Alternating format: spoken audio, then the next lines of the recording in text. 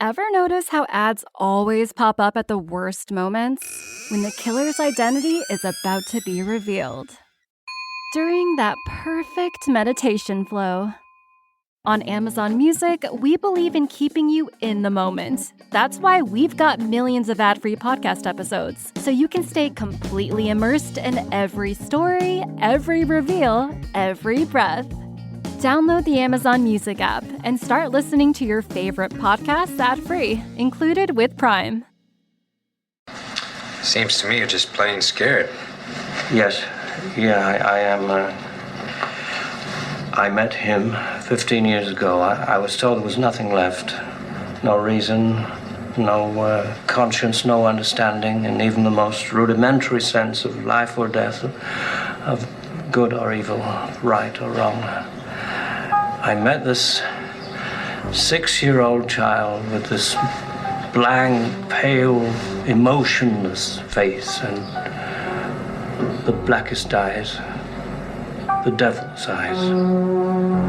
I spent 8 years trying to reach him, and then another 7 trying to keep him locked up, because I realized that what was living behind that boy's eyes was purely and simply evil.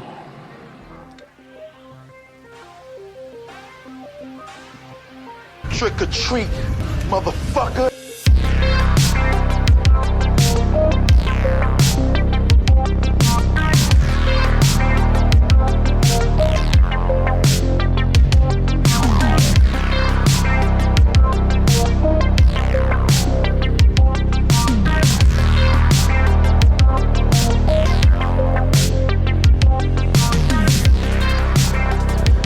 Hey man, that wasn't a bad idea to come here to Haddonfield, Illinois and go trick-or-treating, right? It's actually a kind of a cute little town. I mean, yeah, it's beautiful in fall, as we've all seen before.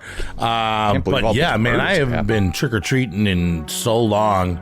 But I figured nobody knows how old Michael Myers is when he's in costume as the Shape. So right. So I got my Rob Zombie tethered mask. I even got the escape mask in my pocket here if I want to switch it up. Nice. Because I'm bigger, because I'm stronger, I'm beefier, buffer, maybe a little bit stinkier, so I think I should be the Rob Zombie one, right? Yeah, again, that's and then you're saying and that. Then you so. got your it's not the Halloween Kills mask, it's all burnt up. It's just, is it the original or is that the This is the original. I'm an old school classic Michael Myers fan. So yeah, I thought I'd dress with him. We're 78 Michael. Yeah, got the Shatner mask. A bad idea to dress up like Michael Myers in Haddonfield. Look, man, I mean, that was nearly 50 years ago now at this point. They got to be over it, right? 2022. Well, okay, but like, we don't know if that was actually confirmed that was Michael Myers, right? I mean, look, I'm sure we're not going to be the only Michael Myers out here. He's kind of a pop sensation out here, you know what I mean? I think we're fine. And plus we're just doing some innocent trick-or-treating, which I'm excited about. I don't know. I'm sure it's fine. All right, let's go see if we can get some candy. Okay. Trick or treat. How dare you boys dress up as Michael Myers in Haddonfield? Do you know what we went through when we had that man butcher? No candy for you. You guys look like you're about 40 years old. Well, not quite, but almost there. But how could you tell with the mask on? Is it at the eyes? Wait, look. Oh, Take that mask off. Okay, all right, well, whatever. We picked the wrong house, but there's always one cranky old lady at these places that just doesn't like trick-or-treating. Obviously, we just found her. Let's cut through the yards and try this one right here. Okay, sounds good. Trick-or-treat! The hell are you boys thinking coming here dressed up as Michael Myers in Haddonfield? That guy was a real murderer. Why don't you dress up as Charles Manson instead? Well, first of all, that's a little too close to home, right? Whoa, okay. We'll leave. We're just trick-or-treating, just some innocent fun. Hey, Michael Myers, they say he doesn't Get the fuck out of here, boys. Okay, yeah, you're right. Okay, goodbye. All right, yep. Man. Yeah, I don't think we're gonna get any candy. I don't know. Look, it's maybe we just found the two worst people. Maybe we go. Oh Maybe we go old school and beat up a kid, get their candy. That kid was just freaked out by us. Maybe, yeah. Now I'm starting to think. Okay, I don't know. You think they're really upset with us? I mean, we can't be the only ones walking around Haddonfield in the mask. Get it, bitch! Whoa! Hey, kid, give me that candy. You got away. Oh, man. Yeah, there's these kids these days. They're kind of strong, despite their odd names. Yeah, okay, well, that's fine. Yeah, what do you do? Yeah, well, let's just try one more door, and then, He was doing very well last night. What was that? Oh, no. There's this bald guy coming at us, and he looks pretty There's another guy coming the other way, too. I think that's, Evil dies tonight. Evil dies tonight. Evil dies man. tonight. Yeah, evil dies tonight. Yeah, all right. He's coming right for us. Wait, oh, yeah. Where the evil... Wait a minute. And what the fuck? Is that Dr. Loomis over there? I think... Is that really... That's someone dressed up as Dr. Loomis, right? We're not meeting the Dr. Loomis. Maybe. I don't know. He had the blackest eyes. The devil's eyes. Well, okay. Well, that was... hello? Are you really Dr. Loomis? Michael! The evil has come! The evil is here! Evil dies tonight. Evil dies tonight. The evil has come! Oh, you hear sirens? I hear sirens. I think they called the fucking cops. Oh my god, they called the cops on his Corey? Whoa! Whoa, the townspepeople, man. The townspeople are here. Holy shit, that the cop car's coming, that ambulance, that cop car is coming in really fast. Whoa, okay. Hey, is that Sheriff Brackett? Oh my god.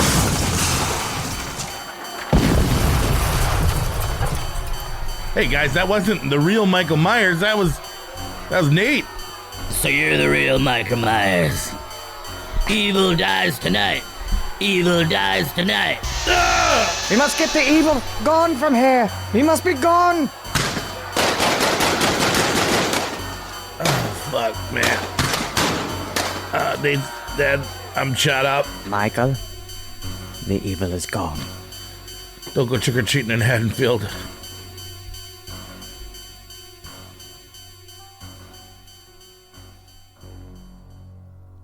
Oh man, Corey, where are we? Last thing I know, I just saw those headlights, and then, God, my back hurts. Do you remember what happened?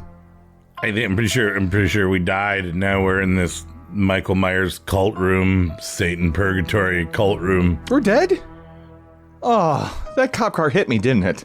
Yeah. Hit me right up against that van, didn't it? You got it just like Tramer did. Oh my god, I got Ben Tramered? That's how I die? Really? Hey, I got Halloween killed. I mean, well, oh yeah, I thought I had it bad. At least I had a chance with Jamie Lee Curtis for a little bit there. Damn. Yeah. But anyways. Oh, so we're in purgatory right now, and we're going to do episode 41? The Halloween rank, Savage Horror Creeps, episode 41. Finally doing the Michael Myers rank. Or the Halloween rank, I should say, because, well, he is in every movie. No. Yeah, he's in the commercial. Yeah, he's in the commercial, I guess. Yeah, you're right. All right. So, that's fair. The Halloween Michael Myers rank, Savage Horror Creeps, episode 41. Mm-hmm. Happy Halloween. We are almost there. If you are not ready yet, get ready, because you need your costumes and you need to do all kinds of Halloween stuff if you haven't done it. Yeah. So, yeah. Before we get into all the Halloween movies, news. Horror news? All right. Well, hello, Mr. Fancy Pants. I got news for you, pal. You ain't leading but two things right now. Jack and shit. And Jack left town. All right. Firstly, there is a whole bunch of new TV show horror movies. Peacock has got Hysteria featuring Bruce Campbell. Don't know what it's about. Haven't watched it yet, but it started. They got this teacup thing going on. And other horror TV news, Chucky is canceled. Yeah. What do you think about that? Do you think it was time? I don't think the third season was very good, so it's fine. Yeah. It was interesting. I don't know. I kind of like the third season more than you did, but also, where are they going to keep going from here? You know what I mean? Yeah. Yeah. And plus, I'd rather just actually get a new Chucky movie. Maybe. Hopefully they do. Maybe they made enough money on the TV show that it won't be like. Or what if they drop? Because what's it on? It's streaming through Peacock right now, right? It used to be on Sci-Fi. Sci-Fi. Yeah, but I mean, like maybe they can drop a wrap-up movie of Chucky, on Peacock, and then just kind of wrap up the series that way. That's the I feel bad for Devin Sawa not having work, but that's about it. That guy's been doing pretty okay lately. He's in a lot of things. He's got new movies coming out. He's going to be just fine. He'll be fine. Mm-hmm. There's a new Frankenstein movie that is coming out, and they're hiring that guy from Euphoria, that really big, tall guy, and that's all they've announced. Okay. Now, who's doing this? Big enough. Is this going to be a Blumhouse production? Yeah, well, they own it, don't they? Yeah, I'm not sure. Yeah. So, I don't know. I just have a side-by-side picture. He'll look like Frankenstein, but I don't know if he's got the chops. So we had Invisible Man. We're getting a Wolfman. Mm-hmm. We are getting Nosferatu, which isn't going to be in the same universe, I guess. That doesn't count. So we still need a Dracula, and they're doing Frankenstein now. Aren't they doing Bride of Frankenstein, too? Isn't like Guillermo del Toro doing... He's doing Creature from Black Lagoon. Okay, maybe that's what I'm thinking of. Okay, so we're finally getting our Universal movies. And honestly... But actually, I heard that maybe del Toro's not doing that anymore, and now it's Flanagan. Well, yeah, I don't know. Flanagan's got a lot of projects. He's got The Exorcist. He just said that he's going to release the series. They want him to do everything. Yep, and he wants to do a Dark Tower series on, I think, Amazon. I mean, too bad he didn't do Salem's Lot because... Oh, you want to talk about that later now? Okay, yeah, I was going to say, geez. But yeah, so, I don't know. Up in the air, can't trust Blumhouse. We'll see. That guy's big and tall. He's a good Frankenstein. I just saw that they're starting Scary Movie 6. Scary Movie's back. No thanks. No. Also, I'm over it. You're over it? Yeah, I kind of been over it since 3. And even those weren't like, I don't know. It's not like they're high art movies, but still. I saw an ad for the Milwaukee Horror Con. Yeah. I saw that too. Felissa Rose and Doofy from Scary Movie. So they got so far, and they're looking for vendors, and they're looking for new acts. That's in March of next year, right? Yeah, I'm interested to see if that turns out to be something cool, because we're from Wisconsin, so... It'll be an easy con to go to, I guess. Yeah. So, anybody who has or has not seen Art the Clown, probably people that have seen Art the Clown, there's a phone number you can call, 772-837-7439 for all your complaints. If you got sick, if you are pissed off, if you're offended, yeah, you can whatever, they have a message line. So if you want to call and complain, call 772-837-7439. We called and didn't leave a complaint. Kind of did. But yeah, so getting into what we watched. Yeah, I was going to say, we don't really have too many complaints, right? I mean, I don't. You do. You think I do? Well, didn't you? You said you didn't like it that much. That's not true. I said I still prefer the second one. Anyway, we got to go see... Is better. The Substance is better, yes. But that's not fair. They're two different movies. We got to see a double feature last night of Terrifier 2 and 3, which was awesome to go to a double feature at a movie theater. Yeah. We had a great time. Seeing them back to back. Yeah, I definitely like Terrifier 2 more. But I still think for fans of the first and especially second one, you're going to have a blast with the third one. I had a blast with it. Well, and my only complaint was that I'm watching Terrifier 2. I'm gearing up for Halloween. I want to watch a Halloween movie, and I watched Terrifier 2 again for only the third time, I think. Yeah. Enjoying it very much. All the costumes. It's a very good Halloween film. It is. Then we take our little break, go smoke our cigarettes and our weed pens and whatever the hell, get our popcorn and our bourbons, and then we go back and it's a Christmas movie. Yeah. And I honestly, I don't know. I'm sure that I'm not alone. And you want to see Terrifier 3 as soon as you can see Terrifier 3, especially when you know that the YouTube reviewers get to see it, 2 weeks before that even. But I think they could have benefited from putting this out the first weekend in November. I agree. Halloween be over, and then let us get excited for Halloween, for Christmas, because I just could not get into the spirit of the things. I do like, I was like, oh, fuck, Terrifier's going to look, Art the Clown's going to look so stupid in a Santa costume. That's played out. But the way that they pulled it off, it was all right. It was decent. It was no Billy from Silent Night. And they did some cool references to Black Christmas, and they made some pretty cool Christmas songs that I heard. But it was kind of in one ear and out the other, because I'm not having that Christmas shit yet. But the movie was very good. I give it a 5 stars.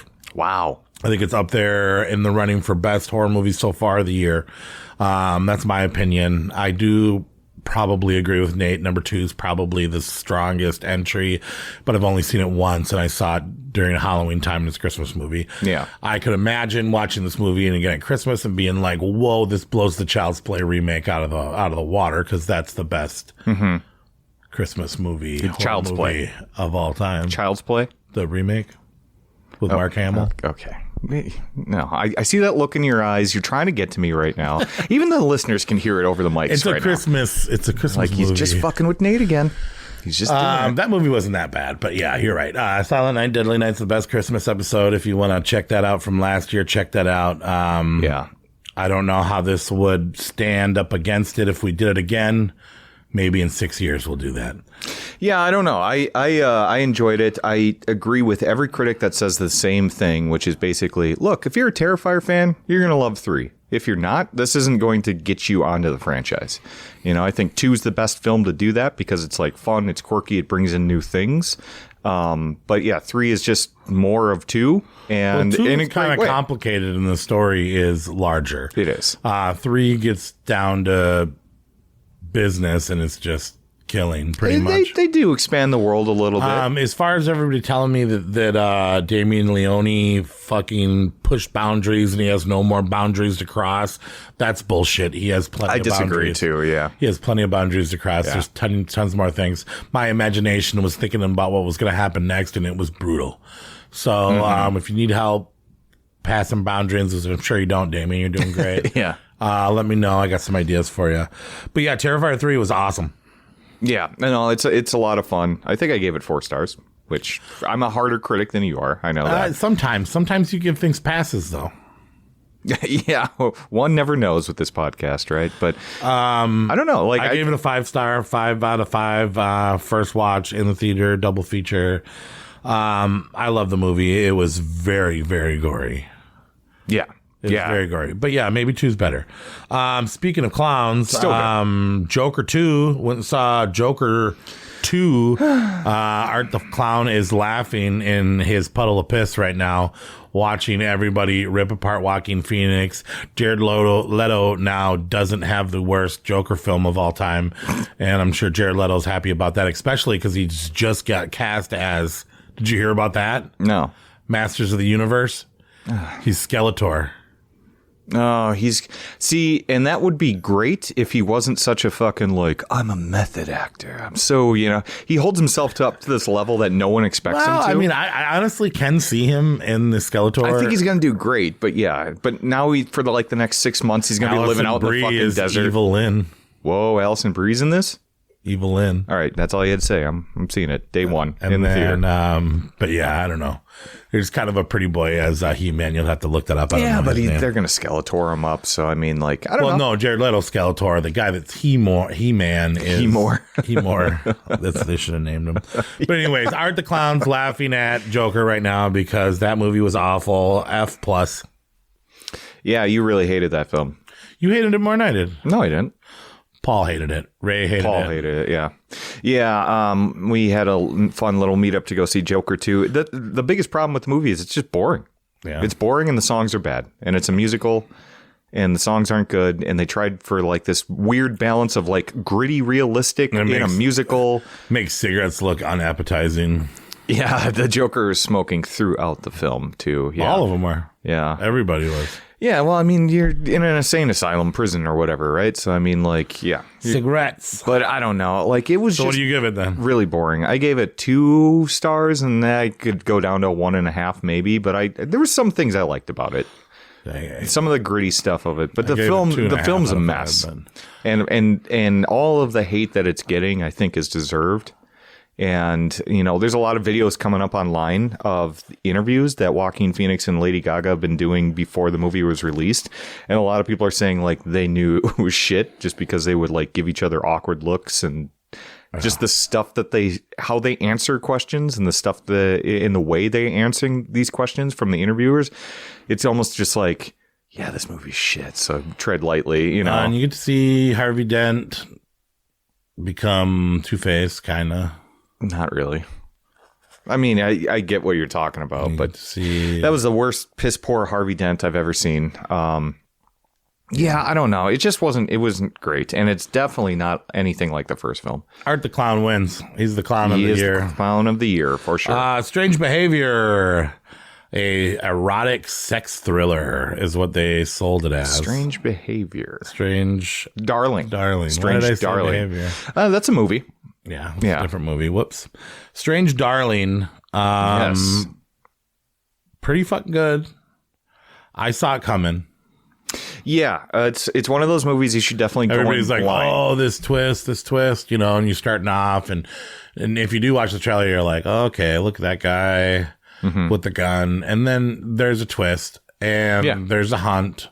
And they do it in an absolutely not the correct colonic.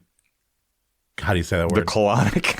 I think that's an chronologic order. Yes, it's not a linear storytelling. It's all over the place, like Memento or something, where you're trying to fill in the pieces as it goes. Very good comparison. Yeah.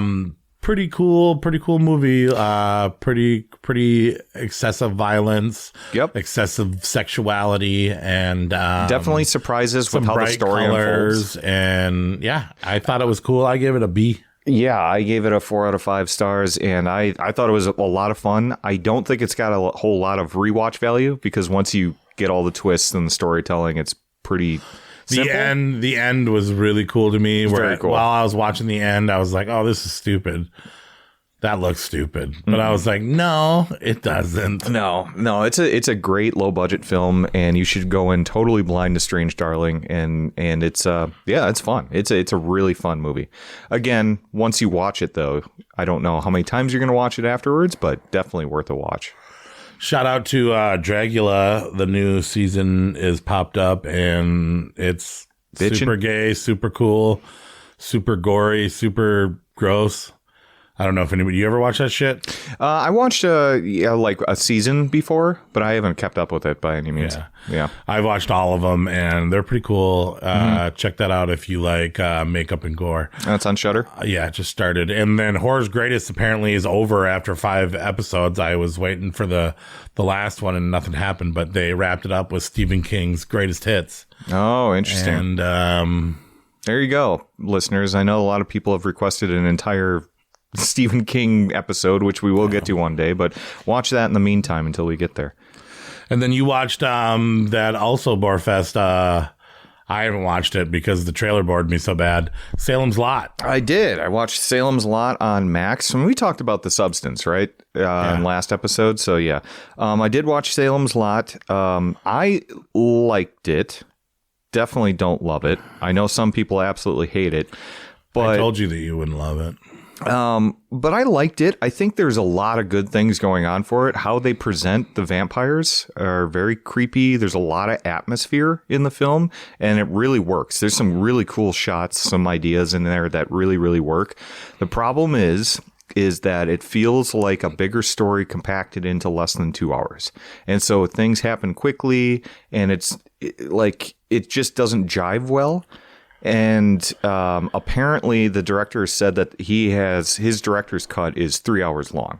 And I think that this would be a movie that could have used an extra hour of storytelling in there. It would have been a better movie for it because it feels really compact in that 2 hour format. Wow. So if they release the director's cut on Max. So make it a TV show then. Nobody wants to sit 3 hours through that shit. I would. I fucking love the CGI original. baby boy vampire shit. There's not a lot of CGI. I like there is, but I didn't like find it distracting. And I don't like CGI. So I didn't find it distracting. I think it's pretty creepy, but they do need to do it justice and release that director's cut. Because I don't what you're watching, it just doesn't feel like it's the finished movie. Yeah. And also I really think that it's good to be released on Max, and it wouldn't have done well in the theaters by any means. So they were right to release it there. Oh yeah. You also saw that Netflix horror movie. Oh yeah. I didn't know if I was going to talk about this or not. Some people refer to it as a horror movie. It's called It's What's Inside. Yeah. I don't know.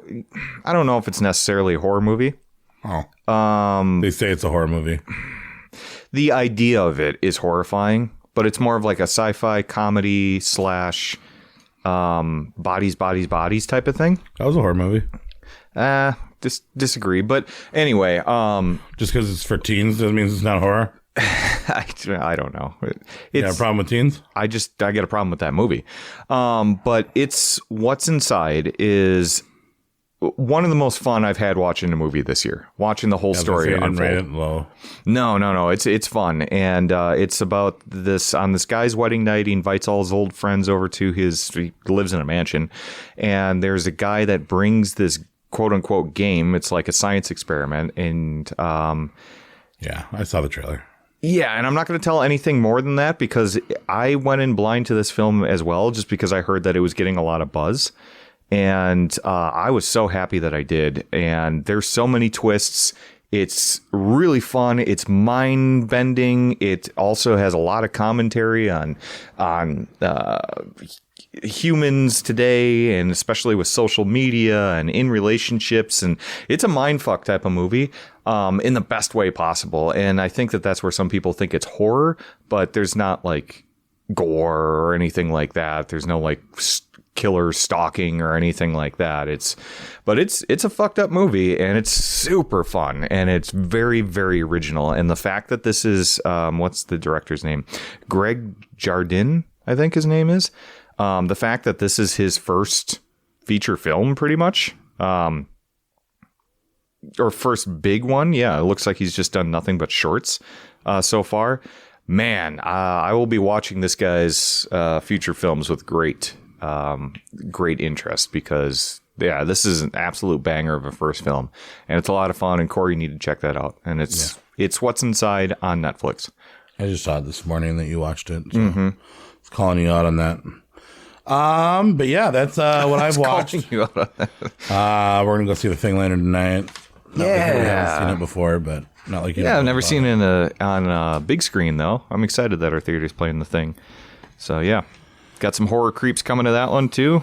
We were doing some fun stuff for Halloween. So yeah, is that all for horror news? That's it. Okay, so I guess we can get into some Scream mail. Did you really put her liver in the mailbox? Because I heard that they found her liver in the mailbox next to her spleen and her pancreas. Randy, you goon, fucking trying to eat here. Just getting mad, right? So this is interesting. We don't have any mail this week, but we do have a voicemail. Well, and I don't even know if you sent this to me or the podcast, so hopefully... but my buddy Noel, who has donated VHSs and posters and borrowed me certain rare J-horror movies, sent me a voice message, and we're going to play it for you right now. Hey, buddy. I just got done listening to your podcast number 38, the 1977 one. I have to say, I think that was probably your guys' best list that I've heard. I do have some notes, though. Note number 1. Somebody's Watching Me is not by Michael Jackson. It's by the singer-rapper Rockwell. The producer was of the album was a Motown producer. I mean, I knew that. And he got the idea of getting Michael to sing it, and he went, picked Michael up, and didn't let Michael know what he was doing. It was kind of tricked him on into it. That was the only hit off of the album. Nothing else had the ability to track. It's not very good. There's an awful version of the Beatles' Taxman on it. I don't suggest you look up any of Rockwell's other music. Okay, next note, Suspiria. Goblin had most of the music, or at least half of it, done before the movie was started, and Dario Argento used to play those tracks at full volume while filming to cause panic in his actors to get God, that'd be real fucking sense awesome. of fear from them. I always thought that was kind of neat that they did it that way. It's cool. Okay, next note. Michael York, the lead actor from The Island of Dr. Moreau, was my favorite actor up until 1977 when Star Wars came out, of course. And he was known for Logan's Run and the 3 and 4 Musketeers movies that came out during those times. He was really good in those. I was a big fan of Michael York. And I think lastly, you had a really good pitch on The Exorcist 2. So I'm going to give it another chance. I want to watch it again with as open mind as possible. So I think that's all I have. If I do, I'll leave you another message. Good job. That one was a lot of fun. Yeah, so Hey, thanks, Noel. That's awesome. Yeah. We'll probably be hearing more from you. Hopefully you're not mad I played your thing for us, but yeah. No, that was awesome. It was great to hear from someone. I actually like the whole voicemail approach too. Someone's watching me is a Michael Jackson song. I knew that. It's not a Michael Jackson song. It's Rockwell. Yeah, but like I said, he has no other hits, so you call it a Mike. It's very similar to Michael Jackson. So yeah, don't call me out, okay? It's a Michael Jackson he song. Should call you out. But then he turns around and gives you your props though with Exorcist 2. Yeah, if anything for the tap dancing rock scene. Yeah, right. That is wild. Well, good luck, And Noel. the That's end all I can. scene of Exorcist 2 is so amazing. She is so ferociously a witch, and then there's a fake version of Old Reagan. There's good things about that movie. I'm not taking back anything I said. Yeah, I know. And there's dumb things about it. I hope Noel lets you know what he thinks about it, Exorcist 2, because he's in for either a treat or a trick on that one. Yeah, and I also love Michael York too. I mean, I don't even know if he's still alive anymore, but for people that don't know, he was strong and a strong actor back in the 70s, 60s, things like that. But really, younger crowds might know him as Basil from Austin Powers. Remember Basil Exposition? Those movies. Okay, well, fine, fuck it, yeah. Sorry. But yeah, and then some awesome. You're really going to talk about the other Michael Myers? Right. Yeah. Well, it's the right podcast to do it. And then, that's really cool note about the Suspiria that Dario Argento would play that music in the background. Well, but that would be because fucking we were talking intense, about whether dude. or not the Whispers were in it or not, and if that was the movie or the song, and we couldn't figure that out. Playing Goblin was just full blast. Remember That I would be said awesome. I was driving around listening to Goblin? Yeah. For the Deep Red, and I remember I couldn't even do basic chores. I do, yeah. Because it's menacing. Yep. It's very menacing. No, that's awesome. That's awesome. Very cool. Thanks again, Noel, for reaching out to the podcast. And if anyone else wants to reach out to the podcast, we have many ways to get in touch with us. You can even send us a voice message, just like Noel did, on Facebook or Instagram. We're pretty active on there, as well as if you want to write into the podcast at savagehorrorcreeps@gmail.com. Yeah. Yeah, do that. Yeah, do it. Do it. Love to hear from you guys. Again, we have the best listeners in the world, man. So, should we give them a little Halloween treat then? You have a treat? With our ranking tonight. No, I just meant with our ranking tonight. Pull out your candy, make some apple cider, and get ready for this Halloween series rank. You've had your whole fucking life to think things over. What good's a few minutes more gonna do you now? Don't hurt me. I'm not gonna hurt you. Stay away from me. Wendy. Stay away. Darling, light of my life. I'm not gonna hurt you. You didn't let me finish my sentence. I said, I'm not gonna hurt you. I'm just gonna bash your brains in. I'm gonna bash them right the fuck in. There are 13 Halloween movies. More so than Jason has gotten so far. Well, just one under. He's just one under. There's 13 Halloween movies. How many of these are good? Let's find out. Number 13, the worst Halloween movie in the Halloween series, according to Us Two Guys, Us Two Savage Horror Creeps, and many others. Us Two Fellers. Number 13, Halloween Resurrection, a.k.a. the Busta Rhymes one. Trick or treat, motherfucker. Yeah. So this is a direct continuation from H2O. So this is Halloween 1, 2, and then H2O, and now then Resurrection. And we start off on the bat doing exactly what I wanted them to do. Okay, this is exactly what I wanted to happen. But then somehow when it happened, it didn't feel so good. We have Laurie Strode in a hospital or an asylum, crazy, off of her bonkers mind. Mm-hmm. Jason shows up. He's kind of got weird hair, but he's still Jason. She sets up an elaborate trap on a roof, traps him. She's fucking giving him a one-liner. She fucking hangs him and then fucking gives him a kiss. Yeah, stupid. She kisses I hate that. Kisses her brother right on the mouth. I hate that. And with tongue through the mask. It wasn't tongue. But it was a weird kiss. It was like, what the fuck? And then Michael Myers kills Laurie Strode and she goes falling down into the trees off the roof, and Michael's hanging by his foot or his arm. Foot? Yeah, it's upside down, right? Hanging by his foot. Yeah. But then they flip and he stabs Laurie Strode through her body into himself, and then pulls the knife out. She falls into the trees. Why even make the last movie? And that's the worst part about this is, I mean, I get it. I wanted Laurie Strode gone. I wanted some new characters. I wanted a different kind of film. That's fine. So like I would have wanted her to die too, but wow. But it immediately out of the gate, it cheapens the end of opening H2O. Scene, yeah. An opening scene's worth. It really bothers me. We kill Laurie Strode, and now we have Busta Rhymes pitching his TV show idea about going to the Myers house, getting a group of real world road rules types guys.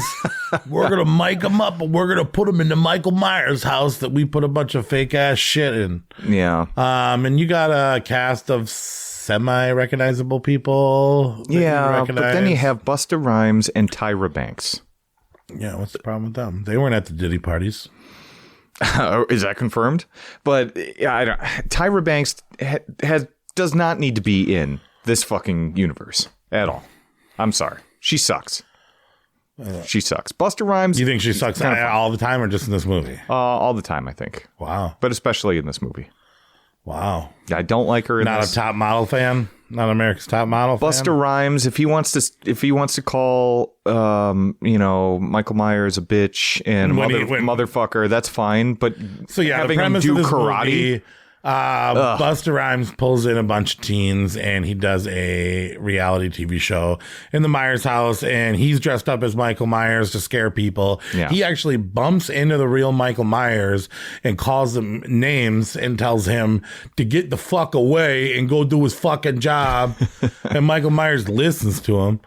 And then later on, they get in another fight. And yes, Busta Rhymes does like a really weird kung fu thing. But Busta Rhymes doesn't do a lot of acting. He was in Higher Learning.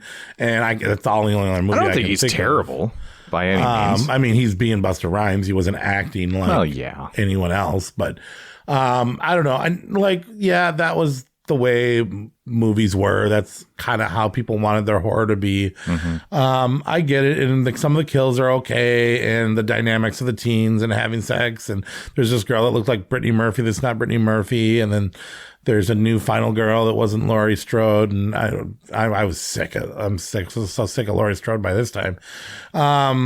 I mean, it had potential, but yeah, it just falls flat in a passionless, emotionless grab for money through New Line owning it. It does feel very cheap.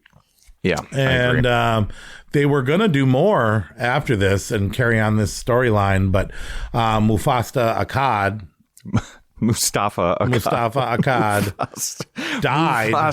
died and transferred the rights over to his son. Yeah, Malik. And then we'll tell you what happened when he got a hold of that when we get to that. So yeah, that's Halloween Resurrection. Most people would agree. I've heard other people say different things, and it's cheap, it's lifeless, it's just kind of, it's bland. It's tough. After I watched the most recent entry in the Halloween series, I was like, I can't wait to watch that again because I'm going to like it. But nope, it is what it is. And moving on to our number 12, the movie that I'm speaking of, the most recent in the series. Yeah. And a movie that we have talked a lot of shit about on this podcast. Halloween Ends from 2022. Go ahead, get it out of your system. Well, okay. First of all, let me say why everybody hates this movie. Because it was to be the end all of end all Halloween films. Yeah. It's called Halloween Ends. We're supposed to get the most triumphant closer for Michael Myers and Laurie Strode, their big battle. And that whole storyline that the name is about got sidelined.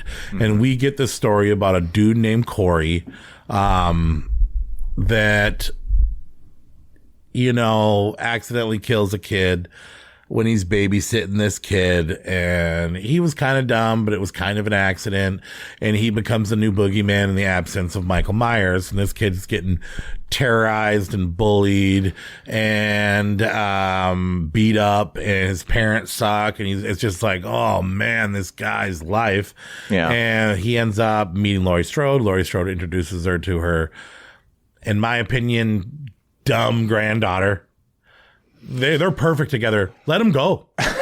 Yeah. Let them run off together and go have a horrible life. Watching this trilogy, or this quote unquote trilogy, this David Gordon Green trilogy, that character is just so out to lunch in this movie, this final movie. Like, she's not at all like the other two films. Yeah. And like, all the characters just feel completely out of place in this film. Yeah, I agree with you. Well, and there's one thing you're expecting. You're expecting Michael Myers, his last big fight, and then the most brutal death.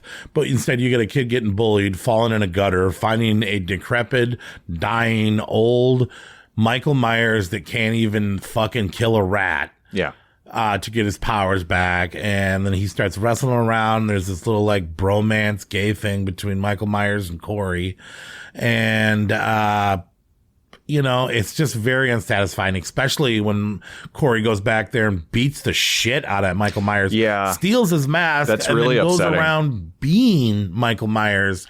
And it's just infuriating to a fan of the series, infuriating to a fan of the, you know, Michael Myers as one of the, if not the biggest horror icon of all time. It's Laurie Strode is just so played out. Everything's so played out, and she doesn't feel like the normal Laurie. It's not either. like it was rushed. It's not like it was didn't have money. It's not like there was problems on set. It's not like there was anything going on besides this was a choice. Danny McBride and David Gordon Green sitting there and being like, well, let's give him a Halloween 3. And that's the only thing that makes this palatable for me. Let's put a whole thing, and maybe if this movie was in a different part of the series, if it wasn't supposed to be the end all be all Halloween Ends, wrong place to do such a drastic thing in a story that everybody's expecting, and especially with already starting to get the negative reviews from Halloween, from the movie before this, where people were like, Kills, oh man, well, they better bring it back for this one. Yeah. It was just hard. And then I watched it and I was very angered. I remember, I'll never forget sitting in my car, picking up my daughter like the day after I watched it and being so physically upset that I ranted to my daughter, who was 8 or 9 at the time. Oh, yeah. Probably 9. 22. Yep. And just going, oh my God, and she looked at me, I've never heard you hate a movie a lot more. I've never been more fucking pissed off by a movie that had every opportunity going for it. They had all the fans rooting for them still. Everybody was excited. Everybody believed in it. We were coming out of COVID. Yeah. This is the third. There's no fucking real excuses. This is like the third or fourth time I think I've watched this movie now, and I think I figured it out. And I think that there is an interesting movie here, but it has no place being in this franchise. If you wanted to take away Michael Myers' character and just make him a serial killer, that he could even be supernatural, because he doesn't like that whole like killing things to get his powers or whatever, that was never fucking like even touched on or anything like that prior to this. So they just throw a whole bunch of shit into this movie. And I think there's interesting ideas, but like it doesn't belong in this universe. It doesn't belong in Michael Myers. None of these characters fit. Laurie's out of place. Nobody's in this acting one. the way they acted in the movie. And if you want to talk about how a town or bad shit converts a innocent person into a horrible serial killer or something like that with Corey, I think there's an interesting story there.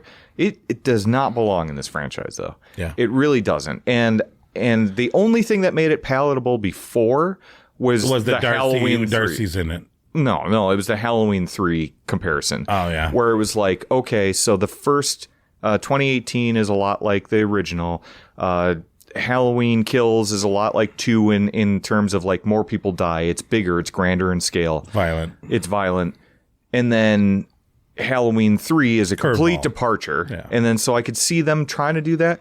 But this movie is just kind of a mess. They throw too much into it. It doesn't work. You got so amped up after Halloween Kills because of how it ends, and we'll get into that in a little bit. But then you make this movie, and it's like, it just feels so jarring that you just can't connect with it. Not to mention, you got to watch Michael Myers get his ass kicked. And like, not even like by Busta Rhymes doing karate on him. You know, it's like by a little fucking teenage bitch, you know, like gets his ass kicked multiple times by the band kids. I remember watching this with Nate, and he said that he wanted to also beat up Corey. Yeah. That he would hang out with those bullies. Oh, I would have been a band kid for sure. Just kidding. I never watched this with Nate. I wouldn't. I would yell at him through the whole movie. Why would you yell at me? Oh, this movie really isn't that bad. I never see. Well, and I was excited to rewatch it again. Really isn't that bad. Well, because I watched it like 3 times when it first came out, because I was like, I was in disbelief that this movie came out. Yeah, I was in shock. And so I watched it 3 times when it came out, have not watched it since. And so I was excited to revisit it because I was like, I think I'm going to figure it out, whether I'm going to either like it or not like it. And I don't like it now. I mean, I thought I would like it, to be honest. But if this movie was completely removed from Halloween, I think you got something here. But the fact that it's in the franchise, and to your point, to end the story of this kind of new trilogy that David Gordon Well, Green now created, there's rumors of Halloween terrible. Aftermath, but no, give it a rest. He's done. He's done. I liked how they killed Michael in this one. I do.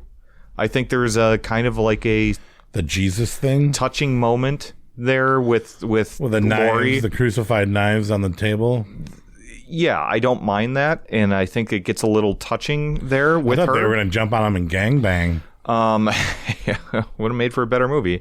But then taking him to the car crusher and, well, whatever, and destroying him there, I think that's great. I thought that was awesome. Unfortunately, there's the other 100 minutes that comes before all that stuff. Yeah. That just, it's just a mess, and it doesn't Darcy's belong. in it, though.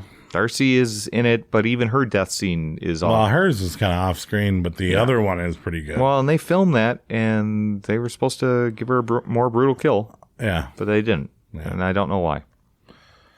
Joe Bob didn't give a good enough review. I get it. Number 11. I don't know if I agree with it, but I don't know if I don't. Halloween 5, The Revenge of Michael Myers from 1989. We also covered this in the 1989 episode with Dracula in it, and you probably don't remember much of that because we talked so much about Dracula's body. I don't know. This is a rushed sequel to number 4. And I think I love the 80s vibe to it. I love the aesthetic. Yes. I don't really love the way Michael Myers looks. I'm not a big fan of losing the final girl from the movie before it and getting this new Tina character. Not that I hate Tina as much as everybody hates Tina, but she Tina does the exact is same thing. She does the exact same thing Ellie Cornell would have done had they let her live. Yeah, they should have just kept it through that. But and so this movie originally was supposed to be Jamie's evil origin story. Yeah. But they didn't like that. The producer heads did not like that. They're like, you're not going to turn another kid into a monster, even though every kid that wears that clown suit apparently turns evil, which would have been like a retread, or it would have been kind of lazy. But I don't know. I've been so up and down with the Halloween movies that I don't know. A lot of times, when they were pissed about 3 and they were pissed about 5 and all these directions they were going to take, but they didn't. I'm almost thinking any other turn we could have took on this Choose Your Adventure series could have saved the thing, because some of these movies aren't so good. I love them all because Michael Myers is in them, and this is, an important series to horror, but boy, did they take a lot of missteps and a lot of wrong turns and a lot of weird curve ways. But I do like the autumn aesthetic. I do think Danielle Harris is great as Jamie. Fantastic. Was pissed when they killed arguably the best final girl in the entire fucking series. And I don't know. I like it because I really like the one that comes before it, and they're 2 peas in a pod. But this is just a lazy, shitty version of the movie that came before it. The problem is that when he went down the stream and he did that fun little raft ride, where Michael Myers looked like a little kid having a good time in a water park. Yeah. Well, it did look kind of silly, but yeah, to your point, and we'll talk about 4 later. 4 is a great movie, and then you come along, and they made a good movie here, and then you come along, and the new director, Dominic Otham-Gerard, comes in and says, I want to do everything different. And he just wants to completely turn everything on the head. That's why he kills off Ellie Cornell. That's why he's doing all these different things. He's got those 2 fucking Keystone Cops that play like goofy music every time. It's so stupid. Yeah, that wasn't funny at all. I hated that. It was funny. But then he gets way too serious with this movie. It was uncool, but it was funny. Way too serious with this movie, and then he starts bringing in wild ideas of like the cult or the Cult Man in of Black. Thorn and the Man in Black, and the Man in Black, which has no, that is such a dead end, right, and honestly, there was a softball to hit out of the park at the end of Halloween 4 if he wanted to take it a different direction, but instead it's just stupid, and then they cut it all to hell too, because that's why I bought the Blu-ray of Halloween 5 when they just released it, because it's got like the alternate scenes of what he filmed. Like he goes to Dr. Death's hideout or whatever when he's floating down the river. The Man in the Black stuff.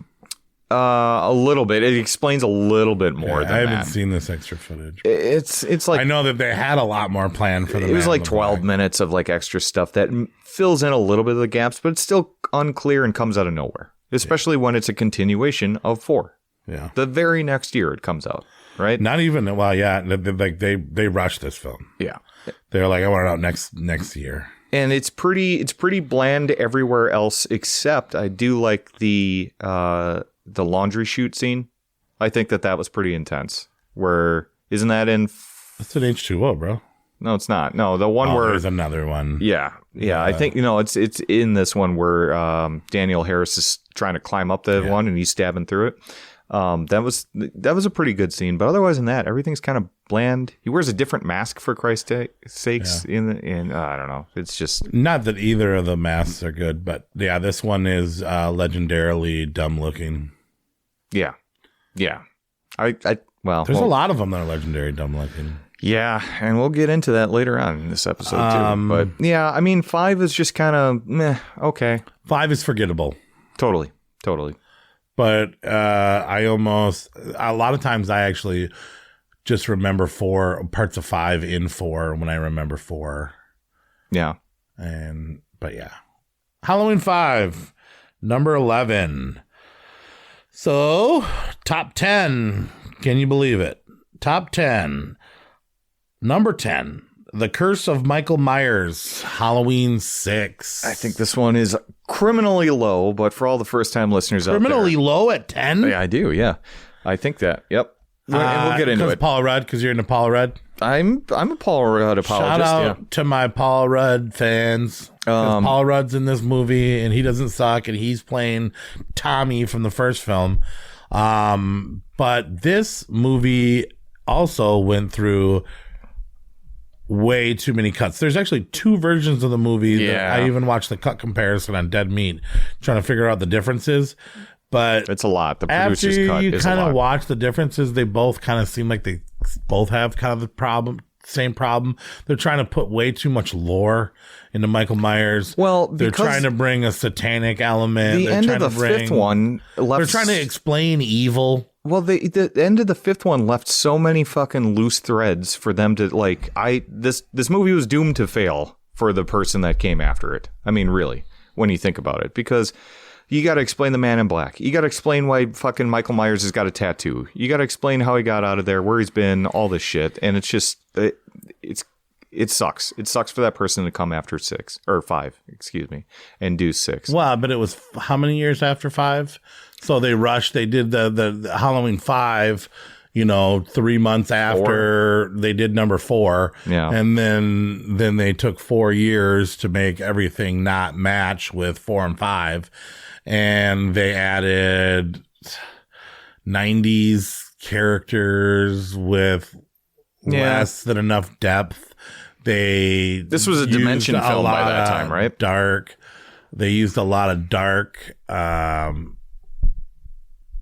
scenes. They made it very confusing. They complicated something that was supposed to be simple man that is truly evil. Yeah. But they also, like in theatrical anyway, they do kind of bring it back to basics though when Michael returns home and he's killing the family and stuff like that. I enjoy that part.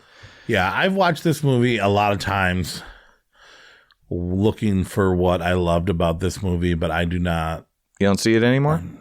No, I never did. I mean, I did. It was always just an overload of info and lazy money grab. I didn't see the passion. Michael Myers had become this, I don't know. He wasn't forefront. He didn't have great presence. That's kind of like any franchise, though. Tell me what the Curse of Michael Myers is about then. Well, explain to me the satanic. It goes back story, to that Cult of Thorn bullshit, where what is Sam. If it's Sam such a Hain, good movie, which is Samhain, you should be able to explain it to me. Well, I would if you would stop talking, but yeah. Anyway, Sam Hain, I'm familiar with that. Yeah. So now they link it back to the Druids and then all the Sam Hain lore, and that he comes out on Halloween to do the evils. Sam Hain or Samhain really is evil and killing people, but why does the baby matter for Jamie? That I don't know. Yeah, that was totally unnecessary. I think they just stolen babies. Yeah, and the mark that he had in 5. Yeah. So they had to explain that. So now he's part of this like ancient cult, which apparently you just get that's a birthmark. That's not even a tattoo. That's just a birthmark. And then the cult controls him kind of, or like reins in the evil to some point, right. Even though they don't do a very good job of it because he kills everyone. This is good. I don't think it's good, but I think it's better than 5 for sure. And some of the other films that we'll talk about, but I think there's good stuff. First of all, it's got a good Halloween vibe, good fall vibe. It is darker. It is bloodier. It is Michael being super intense. He's let himself go over the last 4 years, though. I've been eating some cheeseburgers since we saw him in 5. But I don't like it. I don't mind it. I think it's a little. He doesn't eat cheeseburgers. He eats dogs. Well, he ate a lot of dogs in those 4 years between the films. Loomis, Donald Pleasance is too old at this point. And this is his last one. Yeah, he died shortly. I think he died before this film was even released, but unfortunately, like, he's just too old at this point, and he really doesn't serve the story. He was doing very well last film. He was, but he had a heart attack, and he might have died at the end of 5. Yeah, that's what they say anyway. I think they should have left him dead because he doesn't really do much to this film at all. Yeah. I think he does more in the producer's cut, but the producer's cut really fucking doubles down on that druid stones and ruins and. Well, and that's the thing. I don't like the satanic cult aspect. No, Michael Myers not. I mean, he was so they. Yeah, it was better left unexplained, and I think they learned their lesson on that. Well, maybe they didn't because it was more that he died. But. I don't know. It was. I like Paul Rudd's character. I like some of the kills. I do like that generation, that time with 1995. I think this was. I mean, I was prime poor, but this was my second to last, bro. Yeah, that's kind of crazy. That's crazy. This is. I think it's criminally overrated. There's a lot of people that are trying to stand up for this film, and it doesn't deserve it because you say, "Oh, well, you watched the wrong version." Well, okay, so then I checked. No, that producer's cut. I'm not on board with that. Just as bad as the other one. It has more Loomis. Yeah, but it seems like it's just more Loomis. It's boring, honestly. I thought it was boring. I thought both of them were kind of boring. If you thought that the theatrical was unsatisfactory with Paul Rudd beating Michael Myers' ass with a pipe, go see him circled with magic runes, that hold him in place. That was fucking dumb. Yeah. That was really dumb. Yeah. And so I think it's lucky to be where it's at. I mean, maybe we're right. I know that there are some people that really hate this movie, and I get it. And it sounds like you're one of them. Yeah. And I know that time has been kind to this movie to other people. This was my third to last. I actually apologize. This was my third to last. So it's just one higher than I wanted to be. So I think it's in a good spot. But The Curse of Michael Myers, Halloween 6, that has different names, different headers. It was kind of messy. It's hard to understand. The head explodes though. But there's some decent kills. Yeah. It's fun. Michael's back to being a brutal killer again, which is fun. Number 9. I think this is in the wrong spot. But what do you do? Should be higher or lower? 2009's Rob Zombie's Halloween 2. I think should be higher. I think there's first few watching as a Halloween fan. Rob Zombie didn't want to do this movie. Rob Zombie says that he kind of was a little bit lazy with this. Yeah. But some people will champion this film to the end because it's dark, brutal, to the point. Michael Myers is a homeless man living off of eating dogs and murdering people in fields.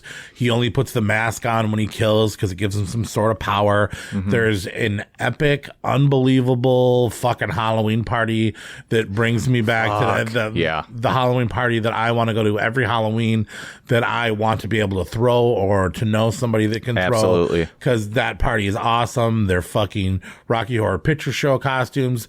Reeks with the Halloween spirit. Captain Clegg and the Night Creatures is the band. As an album that we both bought prior to it and then still like today. This movie has so much good going for it, besides the fact that you can almost feel that Rob Zombie didn't want to make it. But, I mean, you got a lot of drama with the new Laurie Strode freaking out about her brother, being shitty to all these people, all of her trauma. Mm-hmm. You got one of the greatest performances in a Halloween series ever by Brad Dourif. Yeah, I agree. His Sheriff Brackett is the best. Sheriff Chucky, when he finds Annie where dead. His performance, breathtaking. Yeah. I do. I don't know, man. This has really good Rob Zombie vibes because it's like going to a party with Rob Zombie, but also taking alcoholism and trauma with you. Yeah. It's depressing. It's low light. It is. Never has Michael Myers been bigger. No. And beefier. I don't like how his mask is nearly not there, but it still works for me.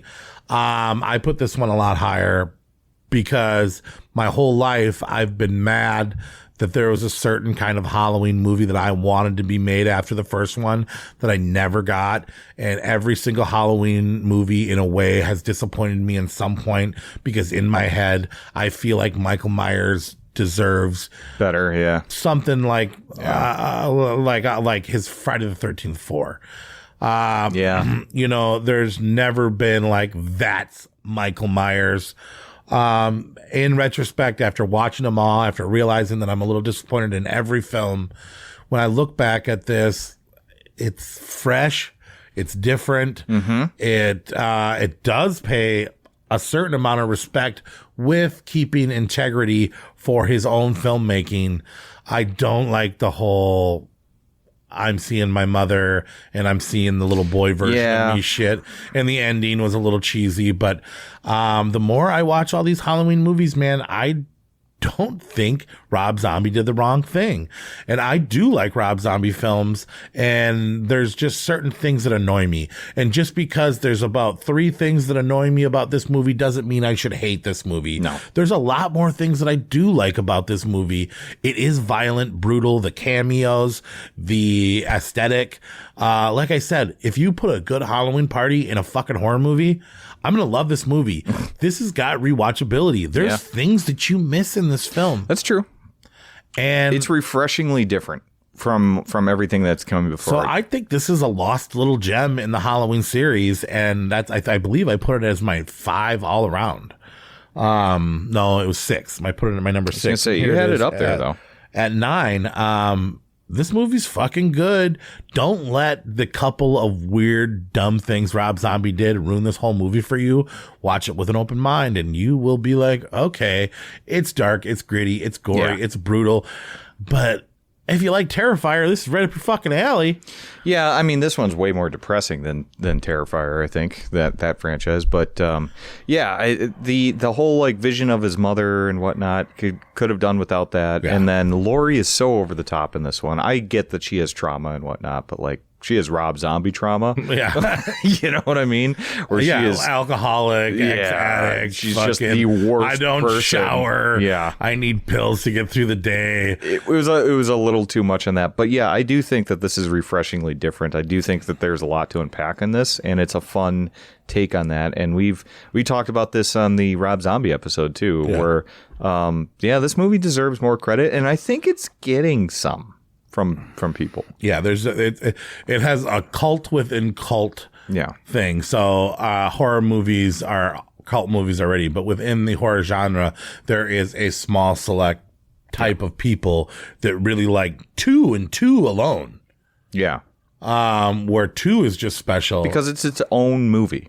Yeah. It's its own movie. And and they play that little trick on you where they act like it's a remake of Halloween 2. Yeah. But then it ends up being a dream, and goes its own, which that kind of pissed me off at first, but in retrospect, you're happy with what you got afterwards. Way to go. Yeah. Also, if I remember correctly, there's an unrated version of this film that adds a lot more back into the story. A lot more of Laurie being a bitch, driving around, cursing the sky. I think the end is the end's different. Yeah, end's different. But yeah, I'd recommend watching. Malcolm McDonald as Dr. Loomis. Malcolm McDowell is garbage, and the reason. McDonald's. What did I say? Ronald McDonald? No, Malcolm McDowell. Yeah, Malcolm McDowell. He's a piece of shit in this movie. He makes Dr. Loomis bad, and that was the reason why I hated this film. The way it's taken me so long to get onto it. Yeah. Because I hate what they did to Loomis. Yeah, but I mean, I could see it. I love Malcolm, dude, and it seems real. It seems like a real that's maybe character what would really film. would happen, yeah. Yeah. I get it. So, 2009, Halloween 2, Rob Zombie. Definitely not a bad You didn't do movie. bad, bro. No, definitely not. Number 8. This one actually went up in my estimation. Yeah, I know. Literally... So first we'll say it. Number 8 is Halloween Kills 2021. Yep. And before I think Nate knew the order that I was watching these movies in. And right before I watched Kills, he gave me a little linear note saying, "Hey man, I just want to let you know I just watched Halloween Kills, and it's moving up in my ranking, and I really like it, and I know that you're not going to like it, but I want you to really watch this movie and really like it. And I felt like he was trying to put a little seed in my mind so that when I do watch Halloween Kills, that I don't hate it, so that he could have it really high up in the list. That glowing of a review, but yeah, okay. And so I'm like, okay, I do remember Halloween Kills. And I was like, okay, but I'll take in your notes, and I watched it, and I will admit that you had a little bit bearing on my watching. So I went when I originally ranked it. I ranked this above the 2018. Okay. Oh wow. Okay. But then I had to dig a little deeper, and see. Halloween Kills. The kills are cool. Michael Myers is very badass. The way he walks, he's not quite Rob Zombie tough. Yeah. But when he kills those firemen and some of the deaths, and it's like, okay, these guys are trying to give when us. He kills that older couple with the drone, I'm like, fuck, man, this is a brutal scene. Right. And but the characters, man. Yeah, no, I get it. Yes. The evil dies tonight bullshit is really, really dumb. I don't like it at all. And then bringing back everybody from the first movie. Yeah. And then making them so incredibly fucking stupid. Yeah. Like, I get it. In horror movies, I want people to be stupid. It makes for better film. It makes for more opportunities. It gives us all the goods we want.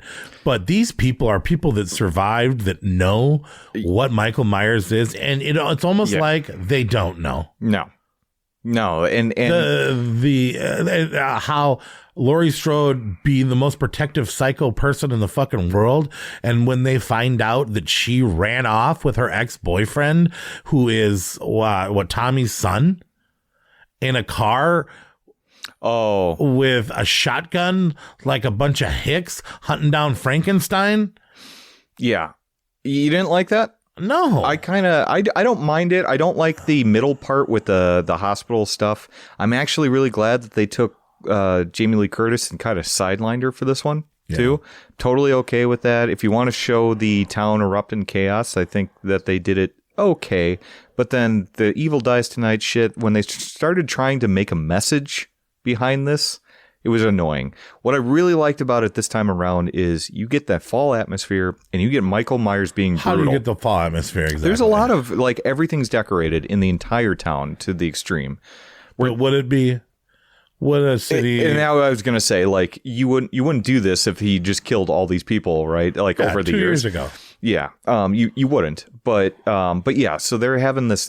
I love that fall atmosphere, that Halloween season vibe, and then he's just being Michael Myers in this film. See, he's this just movie, killing people. This movie would be great as a highlight reel or a trailer. Okay, like if you, instead of watching the movie, watched ESPN late at night, and they were like, "All right, here's the highlights of Halloween Kills. That kill was cool. That kill was cool. Look how tough he is. Oh, these people are stupid, and now they're dead, and they're dead, and they're dead." And if somebody explained that to you in 12 minutes, it might sound cool. But if you watch this movie and you see how self-sacrificial it is, and I remember watching it, I remember getting super pissed because the day that it came out on Peacock, I was working and I had the day off, and somebody called in and got me stuck at work. And I remember being like, "Fuck you, motherfuckers. I wanted to go home and watch fucking Halloween Kills the second it fucking came out at fucking whatever time it was." Yep. And now I'm here all night. Now I'm going to have to go home and watch a fucking drunk at 3 o'clock in the fucking morning. Mm-hmm. And I was so pumped for this fucking movie. And I sat down and watched this fucking movie, maybe a little tipsy. Yeah, that's how I watched it this time around. And then I was like,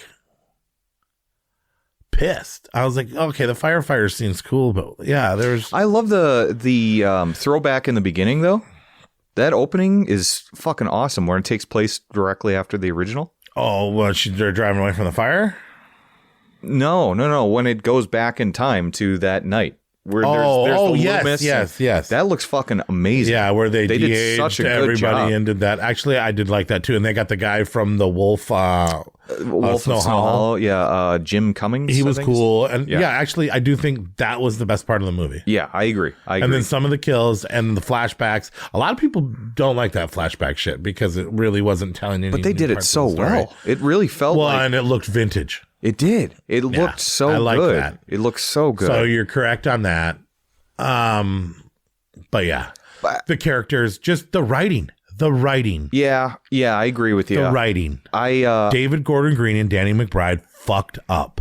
They were lazy. Yeah. They had a property that they knew people were going to rip apart just as much as like Star Wars gets fucked with. Yeah. When you have something like that and you're not intelligent enough to write something good, don't. This is the Star Wars of horror. I will give you that. This new trilogy. I mean, I'm not saying they didn't have a hard job to do, but it's almost like they were laughing at the fucking people. Like, we know people are going to hate this and we don't care because all we got to do is make money. But they almost did it with this film because all I wanted to see after all the bullshit that we've had to endure to this point, or Rob Zombie's new takes and all this other stuff, is just Michael Myers coming back and killing anyone and being unstoppable again.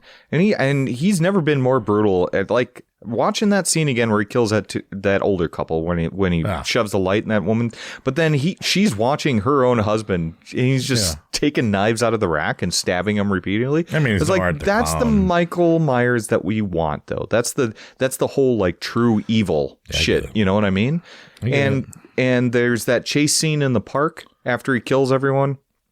With what's her name? Lindsay. Everybody but Lindsay. Yeah, or he kills everyone but Lindsay, but like chasing in the park, that's such a great fucking little snippet too. Yeah, it's a good highlight reel. It's a good trailer. It's not a great movie. It's not a good the story sucks, although they don't do too much with it. And then that Evil Dies Tonight shit, take that out of the movie. And then having the guy from Breakfast Club that brought a gun in his locker play Tommy. Yeah. I like him, but I do too, and I don't think he does a bad job. Paul Rudd would have been better, but it's a bad character, right? It's just a bad character. Well, he's not in the first movie, and he's not that bad in the sixth. But no, I'm fine with Tommy and Lindsay coming back into it, but do something better with them. Number 7, Rob Zombie's Halloween 1 from 2007. So this is a movie that is 3 movies. I believe that this movie is a trilogy in itself. It is the prequel to Halloween, telling the story of Michael Myers when he was a kid. Mm-hmm. Apparently, he's a lot like me and my friends. In elementary school, he listens to metal and he wants to go on Halloween and he has to deal with bullies. And he's a normal kid with shitty parents and all that shit. And then we get to his first death wasn't his sister. He killed a bully. He killed his fucking stepdad. He killed all these people. Mm-hmm. Rob Zombie took so many liberties that people were like, whoa. Yeah. But there's a story that hadn't been told and he wanted to tell his version of the story. And now I respect it. Whatever. It probably should have just been an intro. Maybe it would have been better, but I don't know. There's parts of it I like. There's parts of it I like. I think Sherry Moon Zombie is her best in this beginning. Well, last week you said that about Lords of Salem. Oh yeah, I forgot about second best is Sherry Moon Zombie in this movie. So, and then we have Act 2, which is Michael in the insane asylum. Something that a lot of people did want to know. I remember every time I watched Halloween and being like, what the fuck was he just sitting there motionless and quiet staring at the wall for fucking 20 years? I mean, that's how Dr. Loomis describes it, but I kind of like Escape Myers, the whole thing with Machete and Danny Trejo. And then the backwoods awful fucking prison guards that, in the one cut do the awful fucking rape in front of them, assault scene that's really but intense. I actually love Michael Myers and all of his masks and him being like a quiet kid that lost his family, that is actually damaged and going through trauma and pain, and looks into making his own mask to put himself in a different world because he hates himself from what he's become or whatever. And there's some really good violence. it's its own movie and its thing. It could have been a movie that could have been pretty good. Sure. Michael Myers in an asylum as a teenager wearing a different mask. Okay. And then we have Act 3, which most people have the problem with because it is such a true remake of John Carpenter's Halloween. But I'm going to tell you right now, when I was watching it this time again, I loved that. I loved recognizing the streets. I loved recognizing the shots. I love them bringing back the same exact lines from the first movie and then just having them as new characters in modern day. I think that everybody talks shit about remakes, but when you make a remake that close to the thing and you just kind of make it look cooler, that's kind of cool, man. And the way he films that last third, there's some really intense stuff in there, and he handles it very well. Like when he's bashing that roof with the 2x4 to try and get, that's a super intense scene, and Rob Zombie fucking hit it out of the park. Very loud and violent. But like with the shaking camera and whatnot, I'm like, he directed the hell out of this, like, he this did. suspense scene. And and then there was so many callbacks. There. There's a lot of fanfare or whatever, but I like that shit. I thought it was kind of cool. Yeah, for me, I got no quarrels with that, except for the opening scene. But I do think the third act is a great remake. I think so too, and I think that this movie struggles the most when Rob Zombie tries to do Rob Zombie with it. The William Forsythe dad character is so obnoxious in this, and then in to the backwoods orderlies that do the sexual assault and whatnot, depending on what version you're watching, I guess, but. But like, when did we watch a Virgin? Virgin. Oh, I thought you said Virgin. Yeah, the Virgin. Because none of the girls were virgins in this movie. Definitely not. They were all naked when they got dyed. Yeah, including the only one that Rob Zombie didn't want to be naked was Danielle Harris, and he was like, "No, you don't need to be naked for this," and she was like, "No, this is the kind of movie you're making. Yeah, I'll do this topless." And he was like, well, everybody else is already topless when they die. And she was like, me too. Yeah. And I guess, which is weird because Danielle Harris is the girl from Halloween 5. Jamie, and from Halloween 4, a girl that we watched grow up as a little child. Yeah. And now you're seeing her we're seeing her covered in blood with her breasts open, getting ripped around a house. Yeah. That's our new Annie, and I Annie's. But I thought she did great. I think a lot of people did great. It's like I said, when Rob Zombie goes Rob Zombie with some of his characters, it takes me out of it because I'm just like, God, they're just so exploitation filled or driven. Just they're not real people. They're Rob Zombie people. You know what I mean? Well, and it kind of takes me out of it. The world. I know, but like you didn't grow up in that area, but I grew up with some people that were Rob Zombie people. We all know Rob Zombie style people, but his people are so fucking over the top. Usually, it's not a town full of all those people. Right? There's so many of those people. You know, the only other place you find that is maybe like in the Sam Crow town.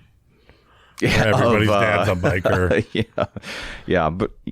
But yeah. I don't know. And so Rob Zombie's Sons of Anarchy coming soon to a theater near you. But I agree with you. I've no problems with the last third of this movie. Yeah, I thought that the remake, the actual true remake that was almost a carbon copy, but different. I mean, they had sex in the Myers house instead of at that chick's house. And I know that he wasn't happy with this film. But I think that we get the best of both worlds. I think he was happy with this film. I think he wasn't happy with the reception. Okay, that's fair. And the way that the producers were like, bro. Yeah. And then the fans were like, bro. And he was like, bro, what the fuck did you expect? And then he was like, fine, I won't do a fucking second one. They're like, well, you gotta do a second one. And he was like, I don't fucking want to because the fans are pissed and you guys are pissed. Yeah. And you guys said I could do my own fucking thing. I did my own fucking thing. And then you changed it. That's true. And then so if I'm going to do this, I'm going to do my own thing. And I don't give a fuck what anybody says. Yeah. Well, yeah, but I think we get the best of both worlds between a Rob Zombie movie and a Halloween remake. Yeah. That's actually pretty good. So, yeah. Great movie. Halfway, number 6. Halloween H2O. 1998. I like this movie. I've always liked this movie. I watched this one with Ray, and Ray was done with Michael Myers after this. She didn't even want to watch 2018 or... Well, I think it gets satisfying towards the end. How you can see Michael Myers' mask. How Yeah, it is a bad mask. It's a bad mask. See his eyes in the mask. Yeah. And it was, I saw a fun meme. and it has so much Scream influence. I saw a fun meme where it was like quoting Dr. Loomis. He had the blackest eyes, the devil's eyes, and then it shows a picture of the Halloween 7 mask where he's just got bright blue ones and the like. There is no Halloween 7. It's H2O, whatever. You know what I mean. There is no the Halloween 7th film. 7. Anyway. So I've always liked this movie. Yes, it is kind of 90s. It's more like Scream vibe. Michelle Williams is in it. Josh Hartnett's in it. He's that great. chick from Crow He's great. 4's in it.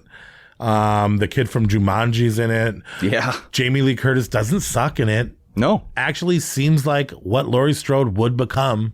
Yeah, I agree. LL Cool J is a little bit cooler than Busta Rhymes in it. Totally. Even though he dies. But I don't.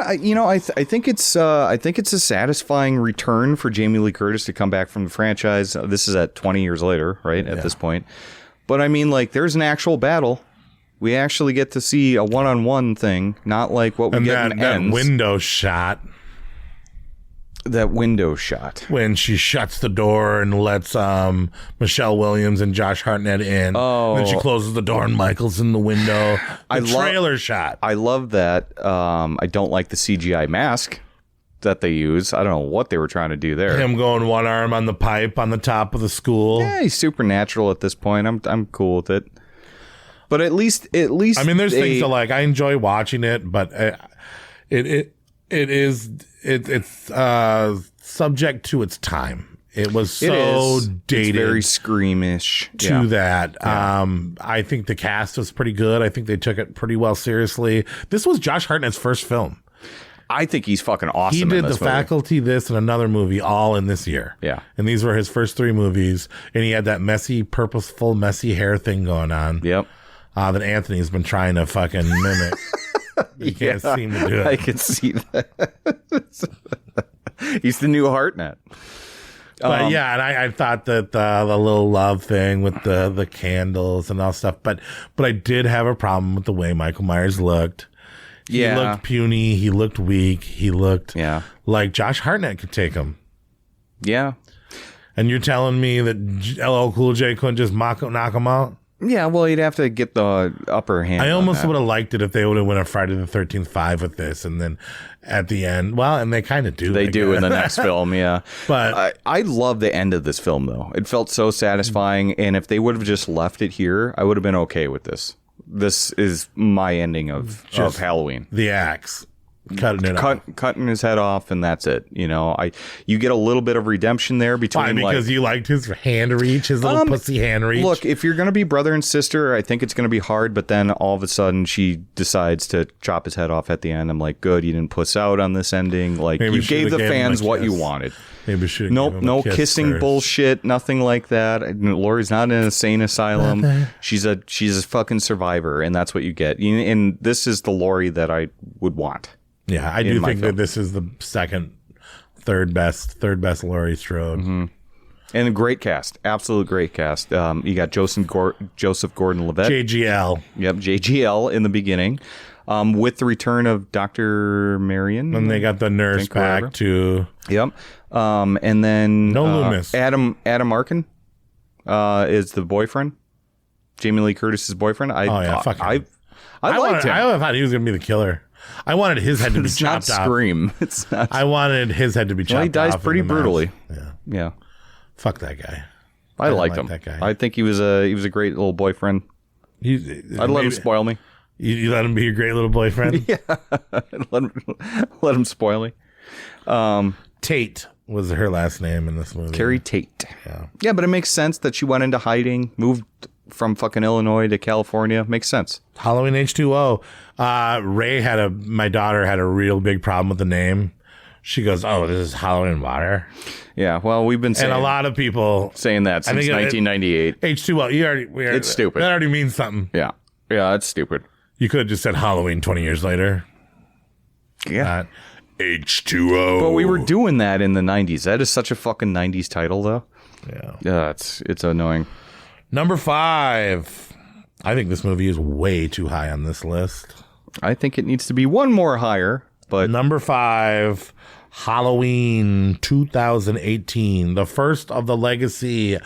The first chance David Gordon Green had to get his little fucking gross little grubby fingers on a fucking legendary story. I get where the hate comes from with the next 2 films. Re-race Rob Zombie's legacy. No, Rob Zombie's its own universe. He wants to re-race that. No, he wants to erase. And he wants to put dumb characters in his movie, and he wants to make the old characters dumb. I don't think any of the characters are dumb in this one. I think he fucking hit it out of the park with this first film.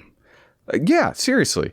Think about it. It's a modern day thing. Of course, a fucking podcaster is going to come along and try and do a story on this. So, like, people hated the podcasters. I get it. We're podcasters. Those guys I didn't hate even know us how too. to podcast. They had the Tascam without a fucking microphone in it. Dude, I get it. Yeah, they're making a shitty sounding podcast. They weren't even good podcasters. We would do a much better one, but we'd probably be killed much faster, though, too. Michael. Does this bring back memories? Yeah. You stupid fuck. But you dumb fuck. Why do you think Mike would talk to you? But Michael Myers is brutal. I think I fucking love survivalist Jamie Lee Curtis. It shows her trauma in this one. She's got a drinking habit. She has a fucking I don't like compound. Jamie Lee Curtis in this movie at all. I fucking love her in this one. I think her daughter's right to fucking not want her at dinner. I wouldn't want her at fucking dinner either. She's annoying. I love those characters as well. The mom, the daughter, the husband. The husband was the only character that's got what on his dick? He spelled honey. Peanut butter. Peanut butter on his dick. I got peanut butter on my penis. That was like the only guy I wanted to live. I hated the granddaughter. Why? Old granddaughter. I hated the daughter. I hated the motion sensor kid with the fucking vampire outfit that was sleazing up on. Do you just not like Danny McBride characters? Because I noticed that they were very Danny McBride. I love Danny McBride, but these people weren't cool. They weren't funny. They weren't honest. They weren't strong. They weren't badass. They weren't interesting. They were real. I wouldn't fucking hang out with these people. I would. I don't know. What's wrong with them? They're boring. They're not stupid. boring. They have no interest. We're totally off on this movie, I guess, because, I think that... I remembered liking this the first time I watched it because I so badly wanted a mainstream, high-budget, cool Michael Myers in his thing. The first time I watched it, I remembered. And I even I was like, Ray, 2018 is a pretty good one. And then it just goes out the rail. But I'm watching it this time, and I'm looking for characters to connect with. I don't know. You must have had, like, Halloween fatigue at this point. I'm thinking... I did like the motion sensor death, but that's a great scene. The soundtrack the is girl awesome. in her room, the blonde girl in her room, where he displayed her up there and put the sheet over her, and that was all right too. But yeah, the survivalist Jamie Lee Curtis shit did nothing for me. These characters are damp and dry, and I get they can be stupid characters if Michael Myers is cool, but Michael Myers, I don't. What is his problem with Michael Myers? Had personality in the first 2 films, and in he didn't talk. He doesn't talk, but I don't know. It just didn't do it for me, man. Yeah, I don't know. You must have been having Halloween fatigue. David Gordon Green fucking sucks, and I'm sticking by what I said. That's fine. So anyway, I think it is the sequel that we should have gotten after all these years. Instead of Halloween 2? And I wish, no. Because this erases 2. This erases 2, I know. So it starts its own timeline. If you're going to do it, at least give me the sequel. I wish it would have stopped after this one. I wish Halloween Kills, Halloween Ends especially never happened after this. But I think that this was such a good way to fucking kill Michael Myers. The women are strong, so they've taken the feminist modern turn or whatever. But you got strong women. I don't know what your problem is with the characters. The only character I fucking hate in this movie is Dr. Sartain. I think that's such a stupid. I think that's such a stupid digression on the story because they're trying to make him into that. I want him to be alive. I am the evil version of Dr. Loomis. It's stupid, and I know what they're trying to do and pay homage to Dr. Wynn from Curse of, from the Curse. But it's such a stupid way to do it, and to kill off Will Patton like that, even though he comes back. I get it in the other ones. Like, I loved Will Patton as the sheriff. I think he was a good stand-in for Sheriff Brackett. I've always loved Will Patton. Every time I see him in a movie, I get excited about it because he's just one of those guys. Jamie Lee being fucked up, but also a survivalist, I thought it was great. Yeah. If she was that trauma filled, why wouldn't she build a fucking death bunker to lure in Michael? But if it's really been 40 years, it is time to move on. I mean, if this was a continuation of H2O and Michael Myers has been. It wasn't. And we all knew that. 40 years. We all knew that going into it, though, that it wasn't going to be. I'm just saying, I don't know. This whole trilogy, I think at the end of the world, when they make 20 more of these, is going to go down as the fucking... They made this movie to sell masks at Spirit Halloween for $90 a piece and sell NECA action figures. Nah, they didn't make that. I think I don't know. It just feels like they made the movie to make the movie, and they hired a guy that would play it safe. And David Gordon Green? Yeah, like I think this movie's playing it safe. He's like, oh, don't want to piss people off like Rob Zombie did. I don't want to make too much lore like that other one did before that. Yeah, which I appreciate. You know, because all those movies have problems too. But then at the same time, he's like, I'm also not going to put any memorable characters in this thing. You gave your list. I know. The whole family rising up against fucking Michael Myers is awesome. Okay. You got the 3 generations of daughters just kicking Michael Myers' ass and killing him. You should have been dead. 3 generations of daughters that we know nothing about, that we have been ignoring for 40 years, I don't know. I mean, how do you make a sequel 40 years after a movie, right? I mean, you try to do Beetlejuice. Which I don't think worked either. Exactly. This is comparable to that. I think this is better than Beetlejuice. Really? Yes, totally. Okay. Yep. Yeah, I think this pays homage to the original film while still giving you a satisfying conclusion. Okay. The problem is it doesn't fucking stop there. I can feel you're mad at me for not championing this movie.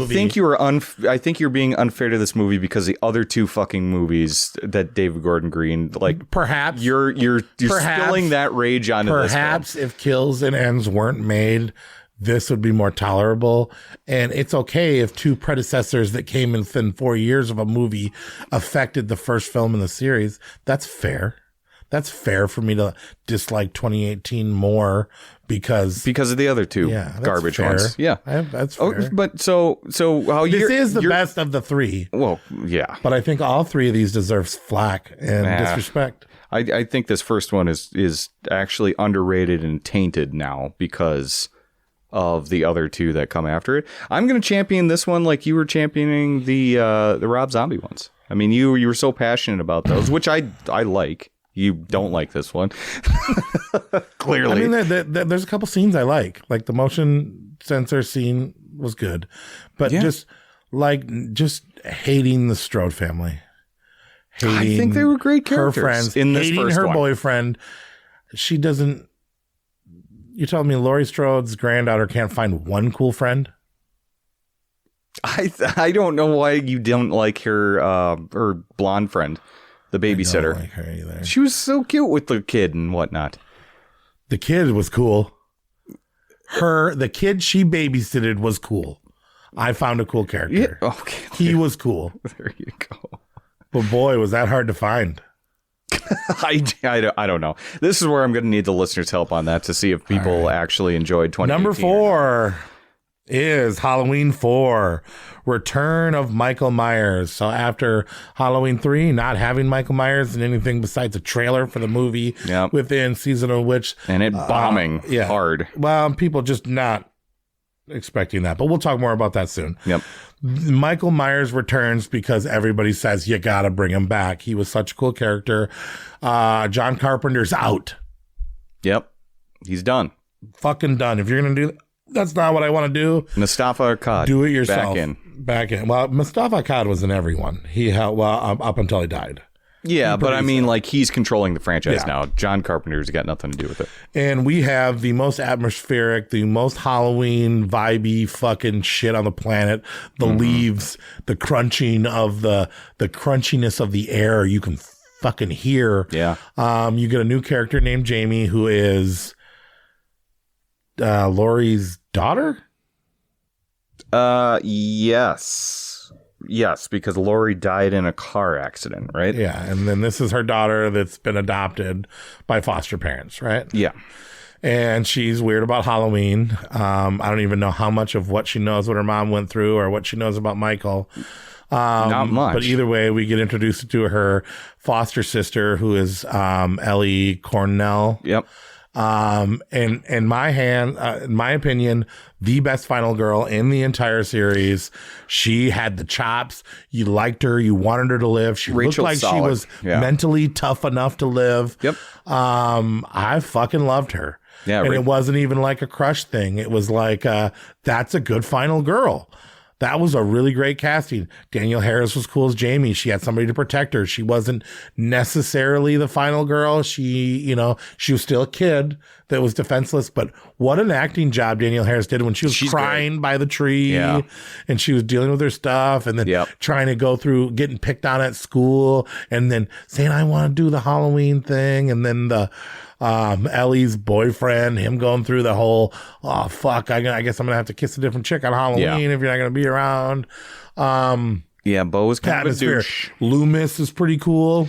Yeah, he's back with minor burn scars, even though he blew himself up. It's kind of crazy. But Loomis is great. This is where I start to like Loomis a lot more. The music is just refined in a certain way that it is reminiscent of the first. I don't know, man. I really, really liked number 4. This one definitely has the most fall vibe, I think, of all of them, right? I mean, this feels like a Halloween movie. Yeah. They're like, well, hey, if this isn't going to be an anthology and we're going to have to do this, let's really lean into the title. Because we kind of stole that title. Remember, I complained about how do you just name your movie Halloween? Mm-hmm. But that is annoying. That's bold. I will give you that on the 2018 film is the title sucks. Oh, well, yeah, that too. Yeah. Yeah. But I'm just saying, 4 is great. I think everybody should watch it again. You get, like I said, they were originally leading up to having Jamie be the new killer. Yeah. I don't know. I don't know if that would have been better or not. I don't know. I don't think it would have been. I want Michael Myers personally, but if you needed to take it in a new direction, then Jamie go that way. Myers. Yeah, I don't know. I'm not saying it's the right one, but there's a new the one. kills are all practical. It's very 80s horrific. It is a serious toned. But yeah, dude, I don't even know what to say. Just watch it a few times and it gets better each time. I don't know. No, it is one of the best sequels in the franchise too. It feels like Halloween. Michael looks fucking stupid in this though. I don't like the look of Michael in this one. He looks like a board. I don't know why it was shoulders. so hard to recreate the mask from the first one. Everybody really, really, really, really liked the mask from the first movie. Yep. And then they were just like, we can do better. We can do better. And nobody's really ever been able to do better. No. I have weird connections to the Rob Zombie masks and the new David Gordon Green masks are pretty okay.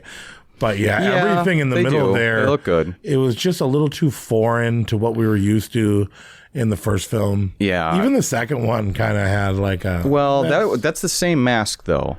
But it was... looking pretty different. Yeah, it was kept under Deborah Hill's bed, and she's a chain smoker, or was a chain smoker. She's dead now. So it was worn down. Nick Castle was kept in his back pocket during filming the original, so it got beat up, and then it got weathered because of smoking.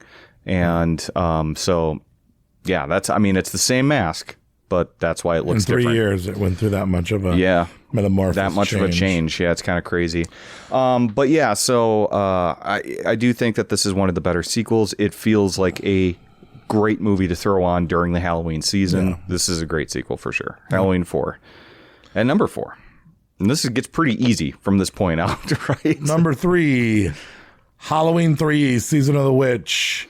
The outrage of everyone. Growing up my whole life, everybody's saying, oh, let's watch Halloween, but not 3, not that bullshit motherfucking movie number 3 that didn't have Michael Myers in it. And it had the stupid fucking song. And were you talking to somebody in Rob Zombie Town? Yeah. Well, I grew up in Rob Zombie Town. Oh, did you? I'm from that part of Eau Claire. I'm from the Rob Zombie sector of Eau Claire. Rob Zombie block. It's the north side.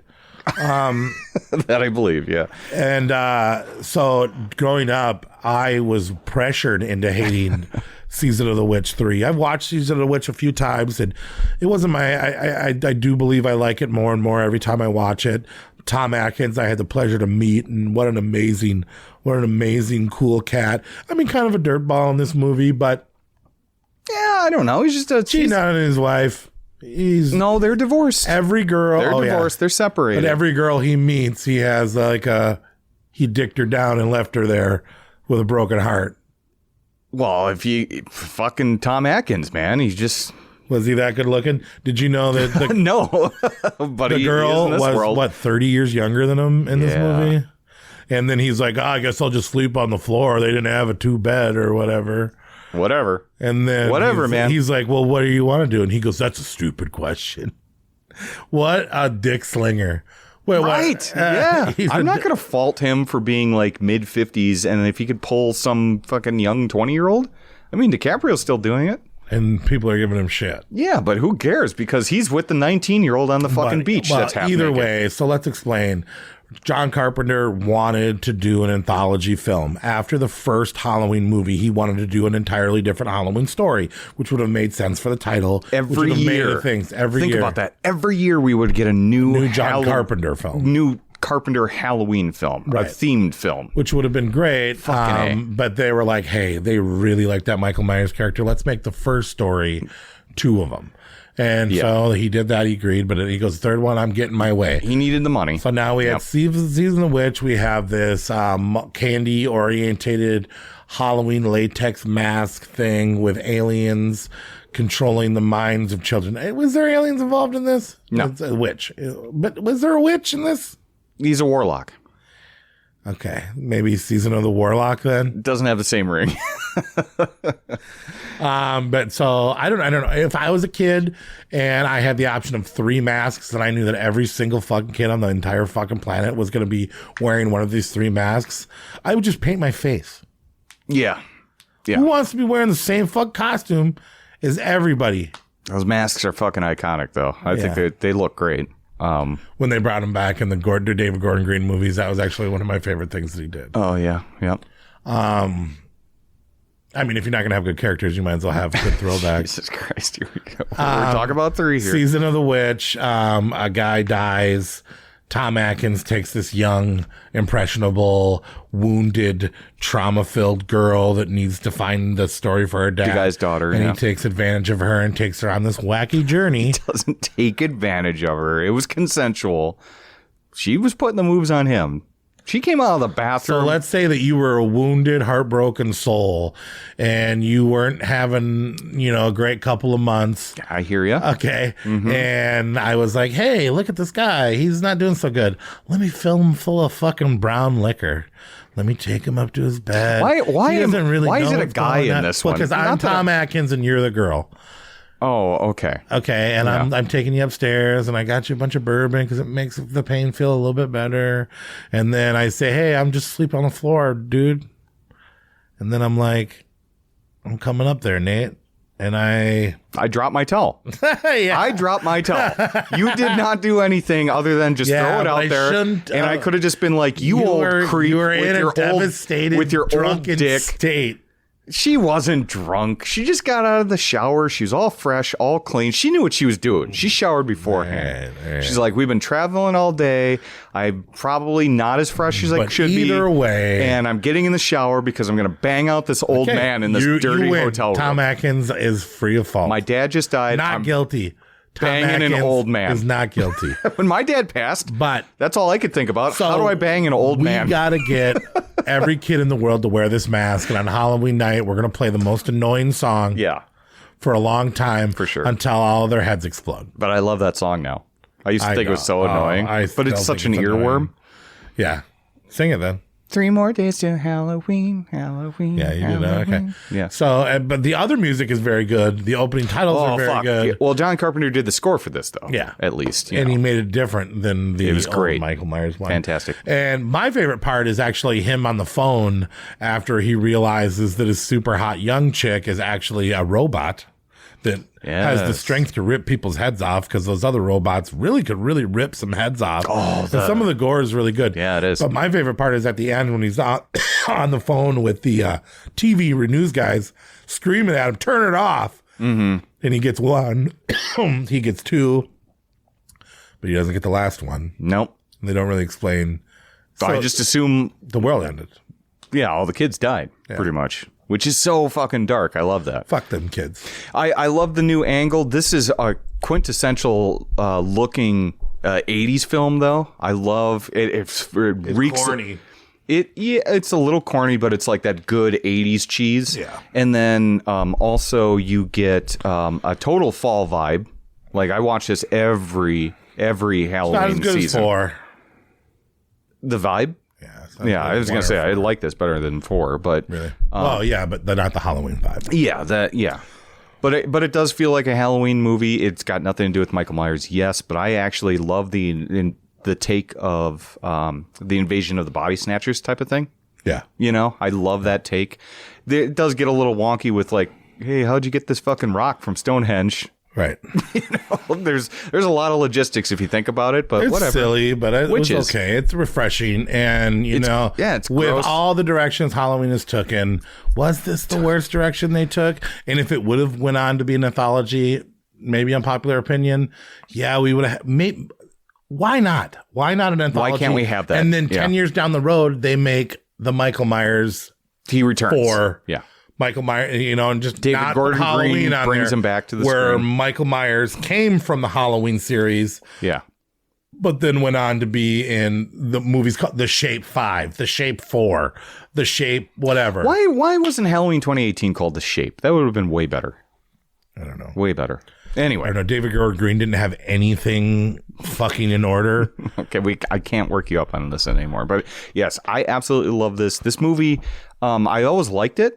But every year I watch it, and it just keeps getting better and better for me. And I'm so glad that the rest of the world seems to have come around on this one. Yeah. Because this got... after 1, 2, 3, 4, 5, 6, 7, 8, 9, 10 lackluster sequels that have not even came close to the elevate original. it. Yeah. It's like, well, maybe we were wrong about this. Maybe John Carpenter was fucking right. Yeah. And we agree with John Carpenter being right, because our number 2 is Halloween 2. Yes. Bleeding Eyes, Michael Myers. The return of John Carpenter. Michael Myers in a hospital. Horny people. I mean, I heard that people are horny that work in hospitals, nurses and doctors and shit. Yeah. But I had no idea. Yeah, it's like one step above working at a restaurant, right? Everybody be banging in a restaurant. No. Don't they? Not anymore. Not anymore? No. Oh. I don't think so. That's too bad. I mean, I heard that I withdraw my application from Perkins. That people at restaurants and bars, when they do have sex, it doesn't ruin the whole thing. Like, that's one of the only acceptable places to have sex with your coworkers without it getting weird. Is working at a bar or a restaurant? Yeah. Oh, okay. But yeah, it doesn't happen that often anymore.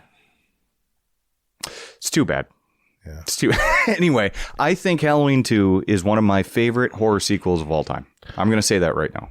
I think that this gives me everything that a true horror sequel should be. It expands the storyline. It gives you more gore. It gives you exactly what you want, though, a direct continuation. Yeah, but you're saying that it fits most into the rules of a sequel, but it created the rules. Yeah, oh, sure. But this is in this world. Yeah, I mean, it's everything it's supposed to be because it's what made the blueprint.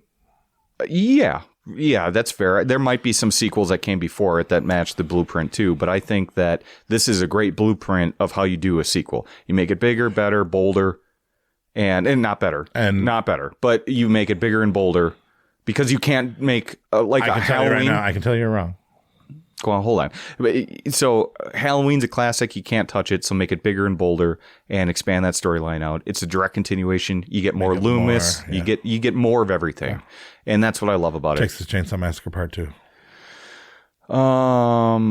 You think that that's better than the original?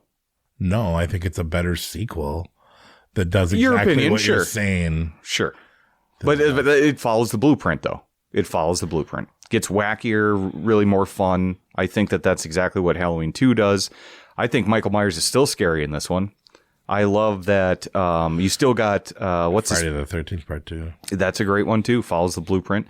And then but the cameraman, Dean Cundy, still behind the camera, so it looks exactly like the first film. He's so good behind it. He's got that John Carpenter magic eye, that you see in a lot of those early Carpenter films, the first half of his filmography.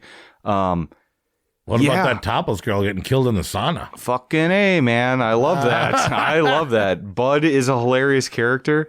The ending is super satisfying. If they would have stopped after this one and just went, I like him with the blood coming down his eyes. Honestly. That's very cool. Like Laurie is still helpless, but not like she still blows out his eyes. Pretty hurt. She should have been pretty hurt. So I mean, like I love that her character is not over the top. It's not like she gets a little bit more than Rambo a hanger to fight back with. Well, yeah, it's not like Rambo that you get in 2018, right? I know you had problems with that, but she still kicks his ass. I didn't have a problem with Rambo. No, fucking the Laurie version is what I'm talking about. Yeah. But she shoots him in the eyes. Loomis does arguably he might have created this issue with Michael Myers getting out and all this stuff, even though he tried to warn people. He sacrifices himself. He sacrifices himself. You get a great character art. Yeah, totally. Yeah. He died. So did Michael Myers. Michael Myers, there was not a single fucking inch of that man that was not on fire. You're telling me that that Loomis made it out? Okay. I don't mind taking the whole sister approach at this point in the franchise because who cares? This movie was supposed to be done after this one. She's still Michael Myers' sister to me. So bringing in the Samhain, aka Sam Hain shit and making him dumb, but she's still Michael Myers' sister to me no matter what movie I'm watching. Yeah, and I'm okay with that. She just doesn't know in some of them. She's just completely clueless. We share a connection. I don't know what it is.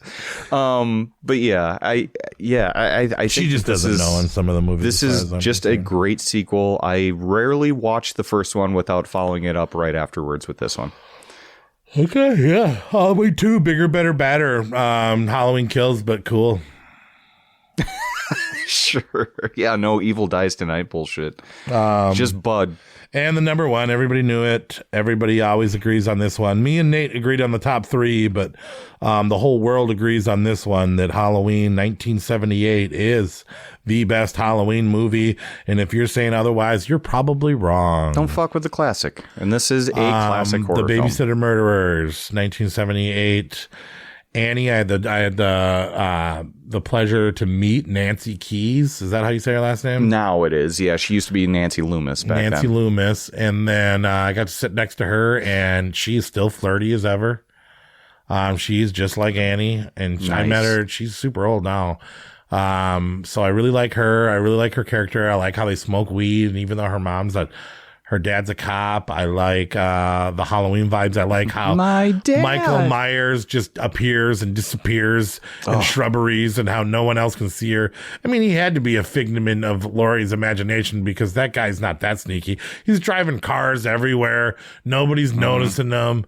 I don't know. It was like a supernatural maniac stalker with great vibes and great music. The way when people would bump into each other and the synthesizer noise is just poetry to me. We got Jamie Lee Curtis, who is the first final girl from Psycho's daughter, portraying a thing. I think she's 17. She looks like she's about 32. We've talked up and down about Halloween. Very beautiful in this film. I'm sorry. I have a crush. Yeah. Okay. Good. Because I'll take Annie. Oh, okay. I'll go for Annie. And the Bob scene. You'll never have teen sex the same way. Yep. I never did talk about my favorite part, but I'll talk about that later. That's fine. Halloween 1 is just the pinnacle. What do you say about this classic? Right, it's hard that hasn't already been said. But yeah, there's just this is just one of those iconic. If you are getting into horror movies, you start probably. This has got to be in your first 5 films that you watch, right? Of horror movies, like you're getting into horror as a kid, whatever. No. Not you. I'm just saying the average person. You're not the average person. You know, the average person should watch Puppet Master. Fuck no. What are you talking Leprechaun. about? Okay, this is just this. This is Laser the last Blast. episode, everyone. This is Laser Blast. Exorcist 2. Oh, fuck this. Okay, we're shutting it down. I'm just saying. Can't do it. That's it, man. Game over, man. It's game over. What the fuck are we gonna do now? Yeah, that's what it feels like every time you bring it I back. do think I think the entire Halloween series is slightly overrated, though. In comparison to what? Like Jason? Yeah. Yeah. I think Friday the 13th. Texas Chainsaw Massacre. No. I like this. I think it's better on than- par with like Leprechaun series. Oh my god! All right, stop it. Just you know what you're doing. Stop it. Leprechaun's good. Dude. No, it's not. Great gateway. It's not. But Michael Myers is the icon of horror, though. If you do, although I don't think any of these movies equal up to the other top 4. I think Nightmare on Elm Street, Friday the 13th, and Texas Chainsaw Massacre all are better series than this series, but Michael Myers still remains the most iconic actual slasher. They have the best character. Yeah. Nobody knows how to use them. Yeah, you can argue Except that. for John Carpenter, kind of. Yeah. Or Deborah Hill, kind of, because we both said before and other things that we do kind of believe that Deborah Hill, this is more Deborah Hill's movie than John Carpenter's. No, for sure. But I mean, like John Carpenter did get to create this feeling of Michael Myers could be around any corner. And that's the creepiest thing about him. Oh, how does that sound go? Yeah, kind of. Meow. I'm doing more of the but how does that sting. synthesizer thing sound? the sting. Can you do it with your mouth? I can't. Can you try? I don't know. That's Texas Chainsaw Massacre camera noise. No, okay. Well, yeah, that's kind of that's terrible. But no, I mean, he does. They reference him as the boogeyman in this first film, and John Carpenter really tries to make him like that. Like he could be out in your bushes, he could be out in your bedroom, he could be anywhere. If you actually want a good laugh, watch the Everything Wrong with Halloween 1978. That guy that makes those things on YouTube where he does the sin counter, where every stupid thing that doesn't make sense in this movie, and then if something really cool happens, he'll take some sins away and shit. Oh, really? But I've never seen He goes that. out there. Oh God, yeah. Just search Everything Wrong with Halloween 1978, and there'll be this guy tallying all the dumb shit, like how when Annie is babysitting and she has to go wash her clothes, she literally spills a drop of water on her shirt, and there's nothing on her shirt. And then not only does she have to clean her shirt, but her pants, and strip down naked, totally change, go through all this trouble. I'll have to check that out for sure. It's funny. You've never seen any of the Everything Wrong with this movie. Nope. He does it for tons of movies, but I never realized how many fucking stupid mistakes were in Halloween. Yeah. Because it's aesthetically pleasing and it's cool, but there is some fucking shit that don't make no fucking sense. Well, that can be said about any horror movie, though. If you want to hear us talk more about Halloween, the original, we go back to the John Carpenter episode. It was pretty high ranked up in that. Watch it for Halloween. Was it every first year. or was the thing first? Yeah, it was number 2. Yeah. But yeah, Halloween's great. Michael Myers is great. You don't need to hear us talk about it. Just go watch it. Happy Halloween. That's the fucking Savage Halloween series rank, right? I love it. Yeah. Recap. Worst. Halloween Resurrection. Second worst. Halloween Ends. Third worst. Halloween 5. Then we have at 10, The Curse of Michael Myers. Number 9, Halloween 2, 2009. Number 8, Halloween Kills, 2021. Number 7, Rob Zombie's Halloween 2007. Number 6, Halloween H2O, 20 years later, 1998. Number 5, Halloween 2018. Number 4, Halloween 4, The Return of Michael Myers. Number 3, Halloween 3. Number 2, Halloween 2, 1981. Number 1, Halloween 1978. And don't let Nate fool you, there is no Halloween 7. It's a good list. That's a good rank. Yet another major franchise done in the Halloween season. I love these episodes. I really, really do. But we still have more. But wait, there's more. I thought you were quitting the podcast because I like Leprechaun. I'm just going to play this. That's right. It's the award music, and we're not giving out awards to Leprechaun. We are going to do awards. Actually, I have one that goes Leprechaun. Good God. We're going to do awards on this movie. Best art. Was it Leprechaun 1? No, was it Halloween 1978, Halloween 2 1981, Halloween 3 Season of the Witch, Halloween 4, or Halloween 5? Yeah, I like those 4 and 5 ones because you actually get the mask on there that looks way better than anything in the movies. But it's got to be the first one. That pumpkin that's also a knife with also a hand. Number 4. Yeah. If I That's wanted, a cool one. If I was gonna wear a T-shirt with the cover of a movie on there, I would pick number 4. I get that with those cheekbones and the cool background and the way Halloween 4 looks. It's cool, man. Yeah. Actually, I like the art for 4. I mean, iconic logo, but it's just a logo. Yeah, right. The best art is 4 for me. So nice. Best music, pretty simple. The only ones that have a chance are Rob Zombie's Halloween 2 with Captain Clegg. Yeah, I do like that. Halloween 3 Season of the Witch, or Halloween Original 1978. Wow. It's one of those. What do you think? I think it's Halloween 2. I think you get the original, but like sped up. But you do get a little punchier music on that one. Yeah, I've always really enjoyed the Halloween 2 soundtrack. How do you give best music to a remix? There's tons of remade songs that people find better than the originals, right? You picked Halloween 2. I picked Halloween 1 because it's the OG. It's where it came from. Yeah. No, I get it. And Halloween 3 I gave a nomination because it was different and good. Yep. All 3 done by John Carpenter, though, so. Yeah. Best effects. Halloween 2. Halloween 6. Halloween 2018. Halloween Ends. Rob Zombie's Halloween 2. Or Halloween Kills. This is tough. Wasn't the first one because there wasn't much gore in that fucker. No, it can't be that. God, I like the practical effects in... Did you say 3 on there? No. Okay. Oh, that's 3 fine. is good. It probably should be in there. No, that's all right. I'm giving it to Rob Zombie's Halloween 2. I'm going to give it to 2018. Okay, what was the effect that sold you? The Sartain head stomp. Okay. Probably because I hated that character so much that I was really happy that he went out in a very gruesome, violent way. Okay. I think Halloween 2 had the biggest gore, the most blood. The Rob Zombie one. Yeah. So it's certainly the most intense, I would think. Yeah. Yeah. Best story. Was it Halloween 3? Was it Rob Zombie's Halloween? Was it Halloween 1978? Or was it The Curse of Michael Myers? No. I'm giving it to 3 on this one. I did too. Because there's not much story in the first one. Yeah.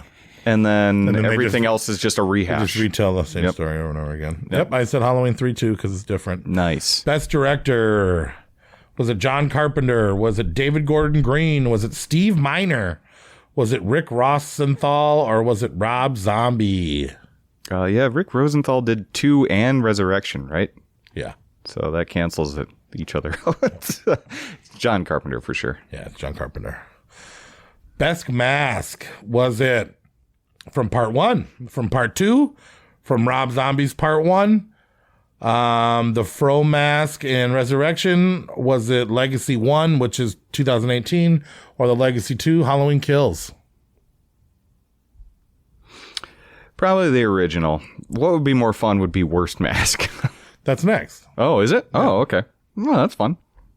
Where'd you put? Number 1. Number 1, yeah. Okay. Yeah, makes sense. So what's the worst one? I think it's 4. 4? That really looks bad to me. I don't know. It could be H2O. H2O is not good. It could be Rob Zombie's Halloween 2 because it's just too damaged. Yeah. And too big. It could be 5. 5's bulky. And it could be 6. But I think H2O because they used 4 of them. One of them being CGI. Yeah, that's true. One of them being really bad. And you're right. They had 4 of them. Not one of them looked good. Yeah. Yeah, you're probably right on that one. Yep, I give it to you. I don't know. What do I know? Best Michael Myers.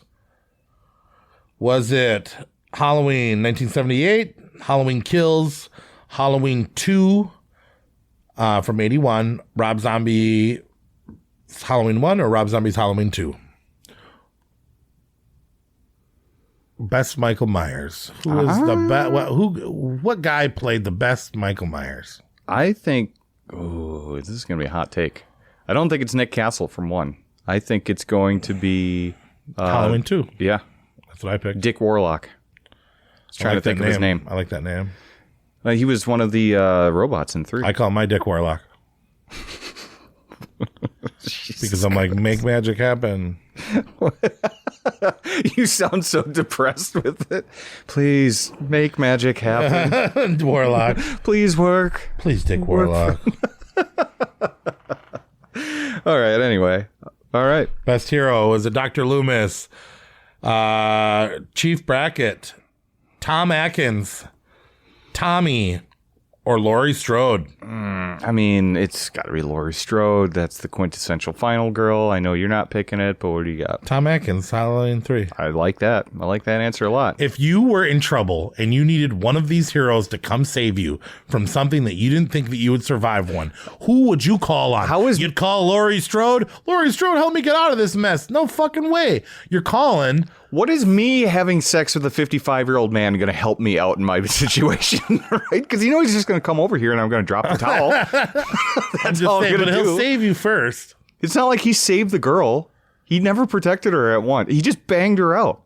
Like, how is that going to help me? I guess he did kind of fail as a hero, but yeah, he's the one that I would want to fight with. He's the one that I would, if I was going on a long journey. With the Dick Warlock or what? Hey, Tom Atkins. Dick Warlock. Dick Warlock? I'm still picking Atkins. He's my favorite hero. No, he's great. He's great. I love Tommy. Final girl. Was it Laurie Strode? Was it Rachel from Part 4? Was it Laurie's granddaughter in the later ones? Oh, my God. Was it Sarah Moyer in Resurrection? Was it Molly Cartwell, which was from... This is worst final girl? Best. Or Danielle Harris as Annie in Halloween 1. Who's your favorite final girl? I'm saying Rachel Part 4. I already spoiled it. She's the best one. Yeah, but she dies in the 5th one. Yeah, but so does Laurie in like 4 of them. I'm going to give it to Danielle Harris, I think. For her being able to escape... Halloween 1 or combined? 4 and 5. 4, 5, and Halloween 1, 2007.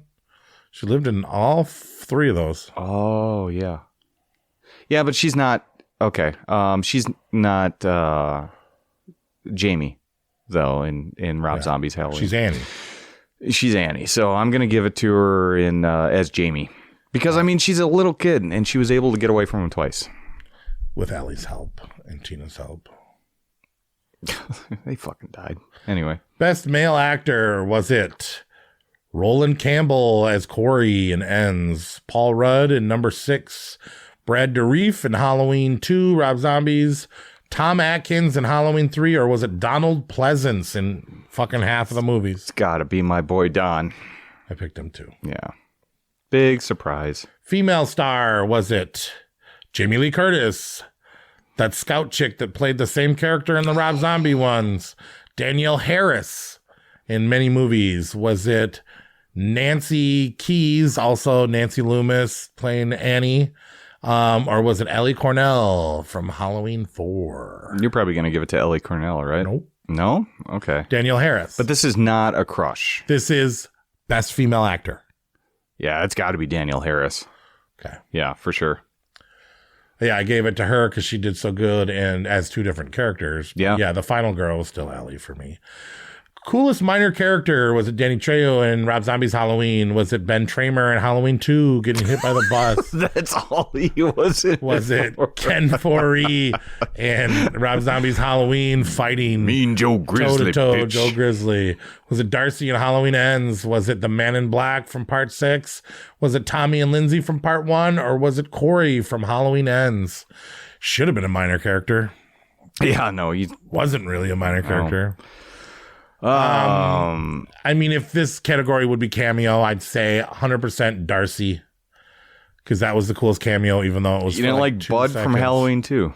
Oh, I should have put him in there. Amazing Grace, come sit on my face. Too busy putting Ben Tramer in there. It's fucking funny. Yeah. All he did was walk in front of Bud be pretty good, but Ken Foree too as Joe Grizzly was really cool. Yeah, minor character. Yeah, Danny Trejo too. I don't know, man. It's a hard one, but I'm saying Darcy. Just give Darcy some love. Maybe that's she'll nice. Listen. And you're picking Bud, huh? Bud. All right. Most hated character in the Halloween series. Was it Corey from Halloween Ends? Michael Myers' stepdad in Halloween 1 for Rob Zombies? Oh. Was it Tina in Halloween 5? Was it the dude from Jumanji in Halloween H2O? Adam Hanberg. Weren't you pissed that he got that hot chick? Yeah. And he was just like, I mean, I guess he was a good guy. I just assumed he was rich. I don't know. Probably. Yeah, he was a nice guy. He was nice. A good guy. I liked him. Yeah. I'm giving it to Corey. Most hated character in the Halloween franchise. How do you not give it to Corey? Because of William Forsythe in Rob Zombie one. Right. The dad was so despicable. Yeah, he sucked. Yeah. He didn't have as much. At least he like disappeared and died right away. That's true. He left. Yeah, unfortunately, Corey went on for. All right, Crush. Was it Annie, the original Halloween? Was it Karen, the nurse in part 2? Was it Stacy Nelkin as Ellie in part 3? Was it Ellie Cornell in part 4? Was it Jodie Lynn O'Keefe in H2O? Was it Daniel Harris and Rob Zombie? Was it Sharon Moon Zombie in Rob Zombie's movie? Or was it Caroline Williams? Nothing for Scout Taylor Compton. She's not my crush. But she's my crush. Really? Yeah. I think she is fetching. Have it. Have her bitching at you, smoking cigarettes, driving down the street, screaming about how her psycho brother, and she's just like, dude, that girl, this is Crush. This is the type of girl that you'd want to be with. You want to deal with her shit? I would be with the first Rob Zombie Halloween. We're not talking about just the actor. We're talking about the fucking character in that movie. You're going to date her? She was fun. She was a fun one in the first one, not the damaged Michael Myers beat up one. The bagel raper? Oh, I do like assaulting a pastry from now and then. You would. I don't know. Nancy Loomis. Nancy Loomis. I met her when I would date her right now. Yeah. I'd date her right now, smoke weed with her. She's a stoner chick. I know. I like a stoner chick. She's best kill. Was it Ken Foree's death match in the bathroom stall when he's taking a shit? Was it Michael Myers killing all the firemen and Halloween Kills? Was it the mangled leg kill in Halloween H2O? Oh, yeah. Was it the head decapitation in H2O from that guy that apparently wasn't Michael Myers? Was it the head rip off in part 3 from that monster when he ripped off that head? Ooh, was it the sauna death in Halloween 2? Was it the Bob Ghost death? Kind of the combo of him sticking the dude to the wall, even though that physically doesn't work. Yeah. That knife was this long. The body was way long. Or was it the DJ death in Halloween Ends? The tongue?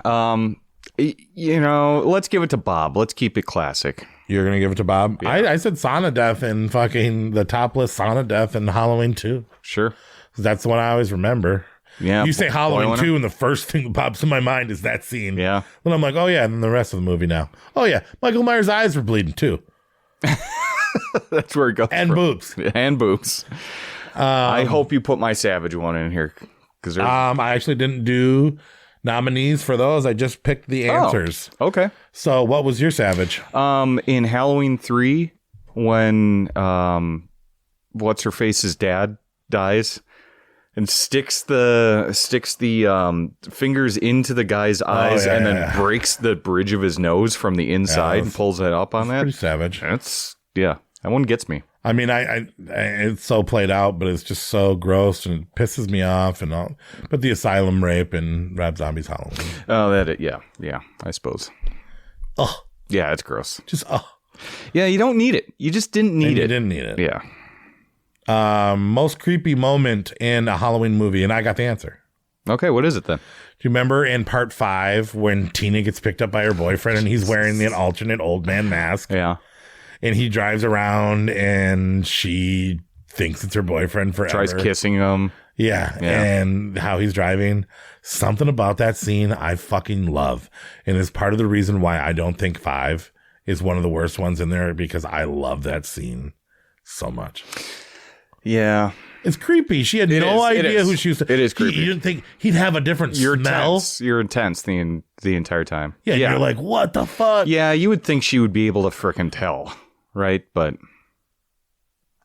she's the worst fucking girlfriend ever. Yeah. Can't even tell. I don't even fucking care who's next to me. It doesn't matter. It's Halloween. Let's give me party. a kiss. What's your creepy? I love in the original. I love that scene where Laurie is backing up at the end, and then you just see that light kind of come on just a little bit. They turn up the lights a little bit, and then you see his face just basically illuminate out of the shadows. I love that. He was there the whole time, and then all of a sudden he just comes out of there. Yeah. Such a good, simple effect. It is creepy. Most horrifying moment in the Halloween series. And I'm just going to say it. It's the opening scene of Halloween 1 with the little boy walking up to his sister and stabbing her. And then he stabs the air for like 6 stabs. Yeah, he never really brings it down. He gets there twice, about that. And then he turns to the right, and he is just stabbing air. I never thought about that. But he's not hitting shit those last 6 spins. But just that like is fantastic. A little kid walking in his room and stabbing. Never thought about that, but when you said that, I know exactly what you're talking about. Yeah, right. He ain't stabbing shit. He might have got her the first time, but after that, he was just swinging air. I can't unsee that now. That is, I'm gonna pick that as my horror scene now, because like there is something even more psychotic about him. She's on the ground and he's standing. Michael, why'd you do that? I still want to do it. I still want to do it. The weird idle hands thing, swinging at ghosts. God, that is fucking fantastic. Oh my, wow, love it. All right, recast. Love it. Yeah, you little cheat. I didn't cheat. I got an alert. I'm sitting there brushing my teeth. Last time I share a note with you. Nate is editing his note, and I'm like, oh, fucking great. He's going to try to, what the hell is this? I hit the button, and then all of a sudden I see your recast, pitiful as it may be. Go on. No, actually, we have the same, and I wrote it down in yellow so that you couldn't see even if you tried. You can't. Yeah, I really can't see anything. I wrote it all in yellow. I could barely make out the actual title. But it is funny that one of your answers was the same as mine. Was it Michael? No. All right, so this time I do have some nominees actually for a cast, so we can maybe... okay. So I have The Shape. Who would you recast as the person inside the mask as Michael Myers? And, I mean, I had ideas like Richard Brake, who played Doomhead. Yeah. I think his body movements would work for Michael Myers. He's scrawny, though. Jake Gyllenhaal. Yeah, Roadhouse Jake Gyllenhaal. Like, yeah, he's like tough, but not too tough. James McAvoy could be the body of Michael, The Shape. Jeremy Renner from Lip, maybe. Yeah. But I actually picked Big Skarsgård, the guy from Infinity Pool. Oh, okay. Yeah. Sure. Have him be the body, the way he moves and walks. Yeah. Scary. A little bit taller than you'd expect Michael Myers to be. But in my Halloween, I think I'd pick Big Skarsgård. Yeah, and the one I wrote down for Michael was... The Shape. The person inside of the suit. I had 2 different ones. And then I also have you casting him without it, just like how Tony Moran. I had several answers for my Michael, so I'm going to use one. And do your Shape first. Yeah, so the one for The Shape, I'm going to give the answer of just give it to a stuntman. Because after we went to a con last month, and listening to those 2 stuntmen on the panel was really cool, because it's like, oh, they're like almost silent film actors or like stage actors. They're not like... Because they have to be so expressive with their body, and so but you're not aware of any stuntmen in the world that you couldn't shout one out. Dick Warlock. Just kidding. Dick Warlock was a stuntman. Okay. Well, and then Michael Myers. I want that physicality, you know? And if they're not talking. For Michael Myers, when he gets his mask ripped off or whatever, I was thinking maybe Machine Gun Kelly. I was thinking maybe William Zabaka from Cobra Kai and Karate Kid. Sure. Yeah, I can see that. like, what do you think Michael Myers would really look like? But I'm like, no. Little Skarsgård. So I want big Skarsgård to play the shape, but when he gets his mask ripped off, I want it to be little Skarsgård. It's like one of those Russian nesting dolls of Skarsgårds. Yeah. Oh, shit. I'll give it to Jared Leto. I think that he could be that method creepy So you ruined Morpheus. Morbius. Morbius, yeah. He ruined Joker. He ruined. He used to be a good actor at one time, but he has a curse on him. He's got a death curse. He's got a death curse. Every movie he does flops now. All right, who are you recasting as Laurie Strode? Zendaya. Okay. So now the entire Strode family has to be biracial. Yeah. Is that a problem? Racist? That's not a problem. Millie Bobby Brown. Yeah, that's a good one. I mean, she's at that age. Yeah. And if she played teen, she looks like she could be a babysitter. She's got like a little bit of stuck-upness to her. I could see that. And it also I could see her playing Jamie Lee Curtis in a movie. Yeah. My other one I was going to go with, I was thinking Lauren Lavera from Terrifier, but I did too. I actually thought about that, and I think that would be great. But Millie Bobby Brown's better. It's just, we just saw it. I feel like that was too tip of the tongue. Yeah. Who you recasted as Dr. Loomis? Before I give my actual answer, do you think Robert Downey Jr. could do it? I think he could. Keanu Reeves? No. Christopher Waltz? Yes, for sure. Oh my God, that's the right answer. But I gave it to Nicolas Cage. I thought about doing that too to get that big performance, but then I remembered he's evil. Whoa! Yeah, Keanu Reeves says the blackest eyes. I don't know. It's like the blackest eyes. Well, now you're doing Keanu. Yeah, but Christopher Waltz is a great method actor, and he's old and he has an accent. But so I gave it to I was thinking really hard on this one, and the guy, Ralph Fiennes, but particularly have you seen The Menu yet? Yeah. So that guy. Yeah, the main chef, Ralph Fiennes, is a great actor, and I think that he would be that. He looks like a weaker version of that guy that played Bond, James Bond in Skyfall. Pierce Brosnan? No. Daniel Craig. Yeah. Okay. Yeah, that's not bad. You could do well. Who's your Annie? Hold on. Okay. Sure. 1, 2, 3. Margaret Qualley. And I haven't even seen The Substance, and I picked her for it.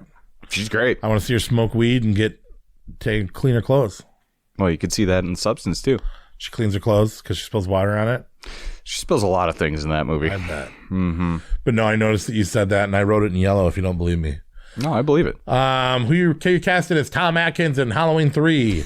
I was thinking, wouldn't Mel Gibson play that role pretty well? That would be cool. Yeah. And I was thinking, what about Josh Hartnett now? He's really buff. Oh, he should be the shape. Maybe he would be a good shape. But I actually picked David Harbour. That's funny. I picked a different David. It's that David Borealis, the guy that played Angel, but now he's older. Yeah. I could see him as an old doctor now. Do you think you can still pull tail though? Yeah. You can pull tail. Yeah, and I think he's still pulling younger tail too, just like my boy Tom Atkins would be too. Did you actually do Jamie? Because I actually skipped Jamie. I did do Jamie. Yeah. All right. Cool. McKenna Grace. She the girl you pick for every child. No. Have I picked her before? I don't even think I picked her before. Oh, you've picked her before. Yeah. Anyway, she's the Egon Sheldon. I don't know. I've never seen that, but she's the young Egon's, granddaughter or whatever in the new Ghostbusters. Yeah. I feel like she's old now, though. Yeah. But what do you do? Yeah, what do you do?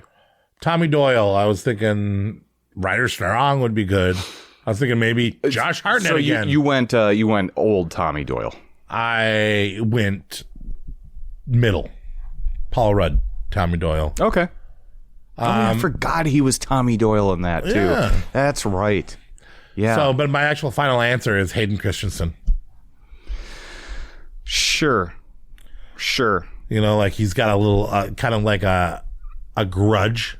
Yeah. Well, older Tommy Doyle, I think, would be a great Devon Sawa. Got to give him work now that they canceled Child's Play. Chucky. So who'd you pick though?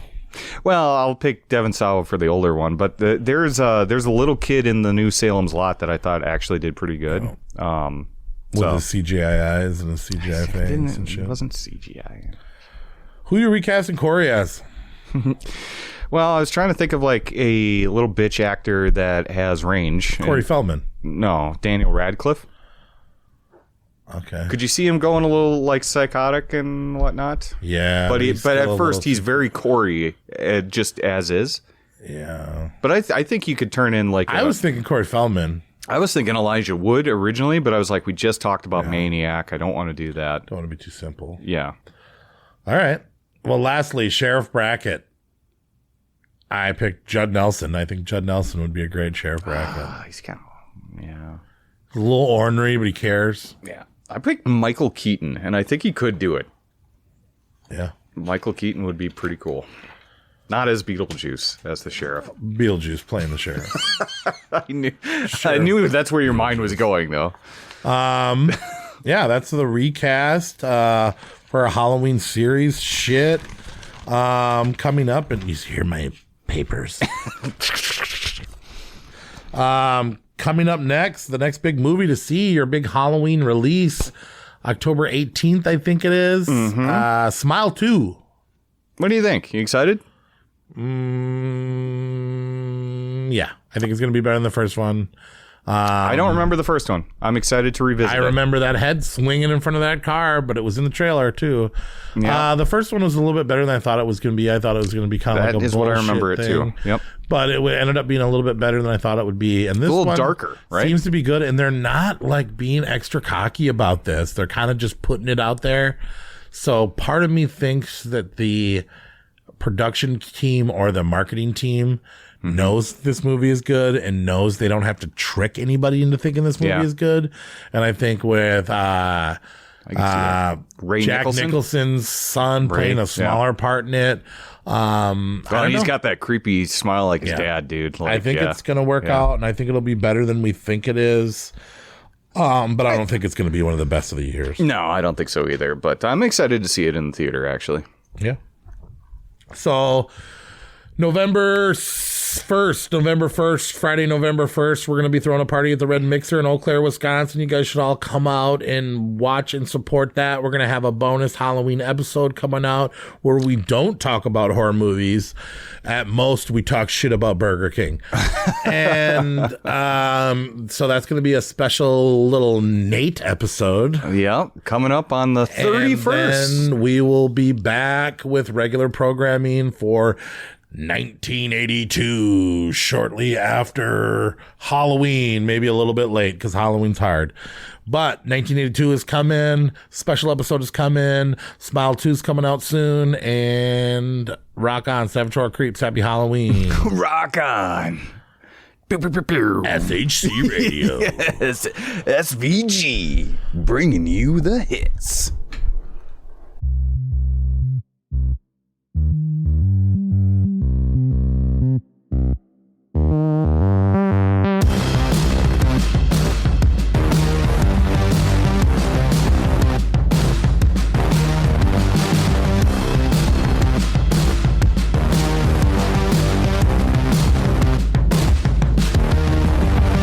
Well, maybe we should talk about Halloween first.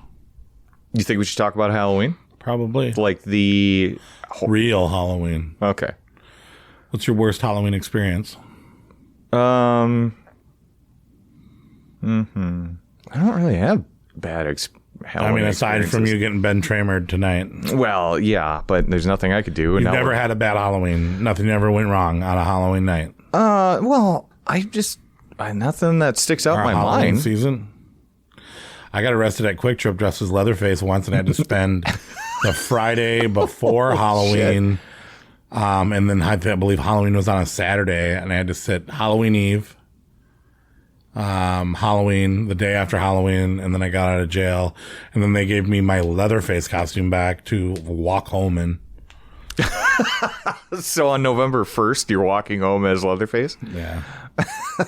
I got arrested in Quick Trip when I was like on my way to a party. Holy shit.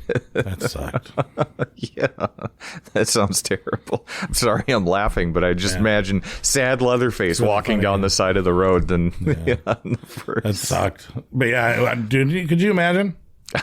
Yeah, I am. That's why I'm just laughing. Stopping at a gas station before you go to a party and somehow getting arrested. Oh, that sucks. Because somebody recognized you in a Leatherface costume. A police officer recognized you, and you had a weird warrant for like an unpaid fine.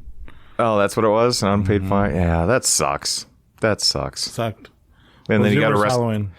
I wasn't ever in jail on a Halloween, so you got me. But I don't know. Like, Halloween's always been a very sacred time for me. Like, I'm just very positive experience. Very positive experience. I try and have as much fun during the season as I possibly can. Try and do as much as possibly can.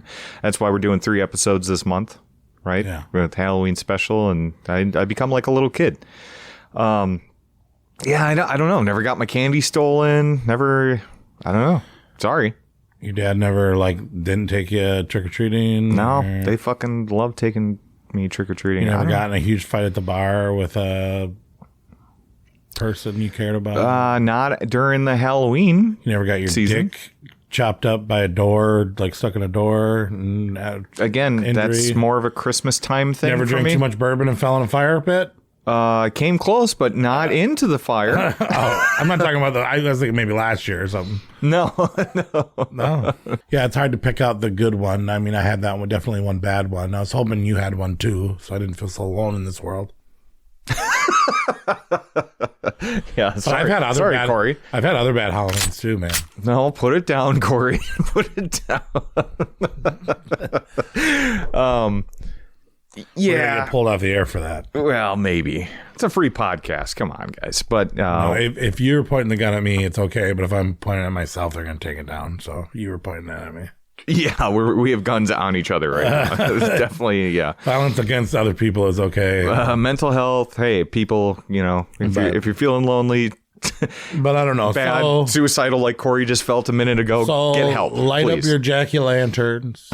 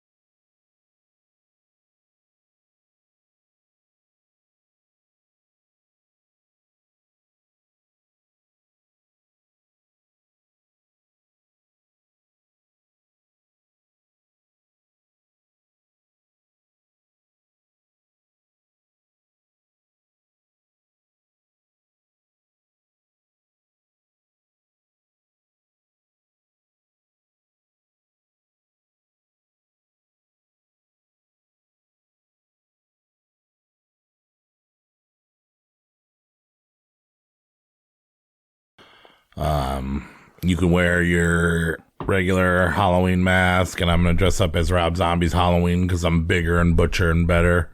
Mm-hmm.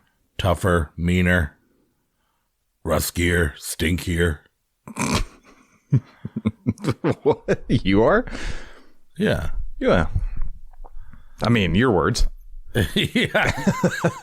Yeah. You're punier, smaller. Yeah, yeah. Sleeker, cleaner. Okay.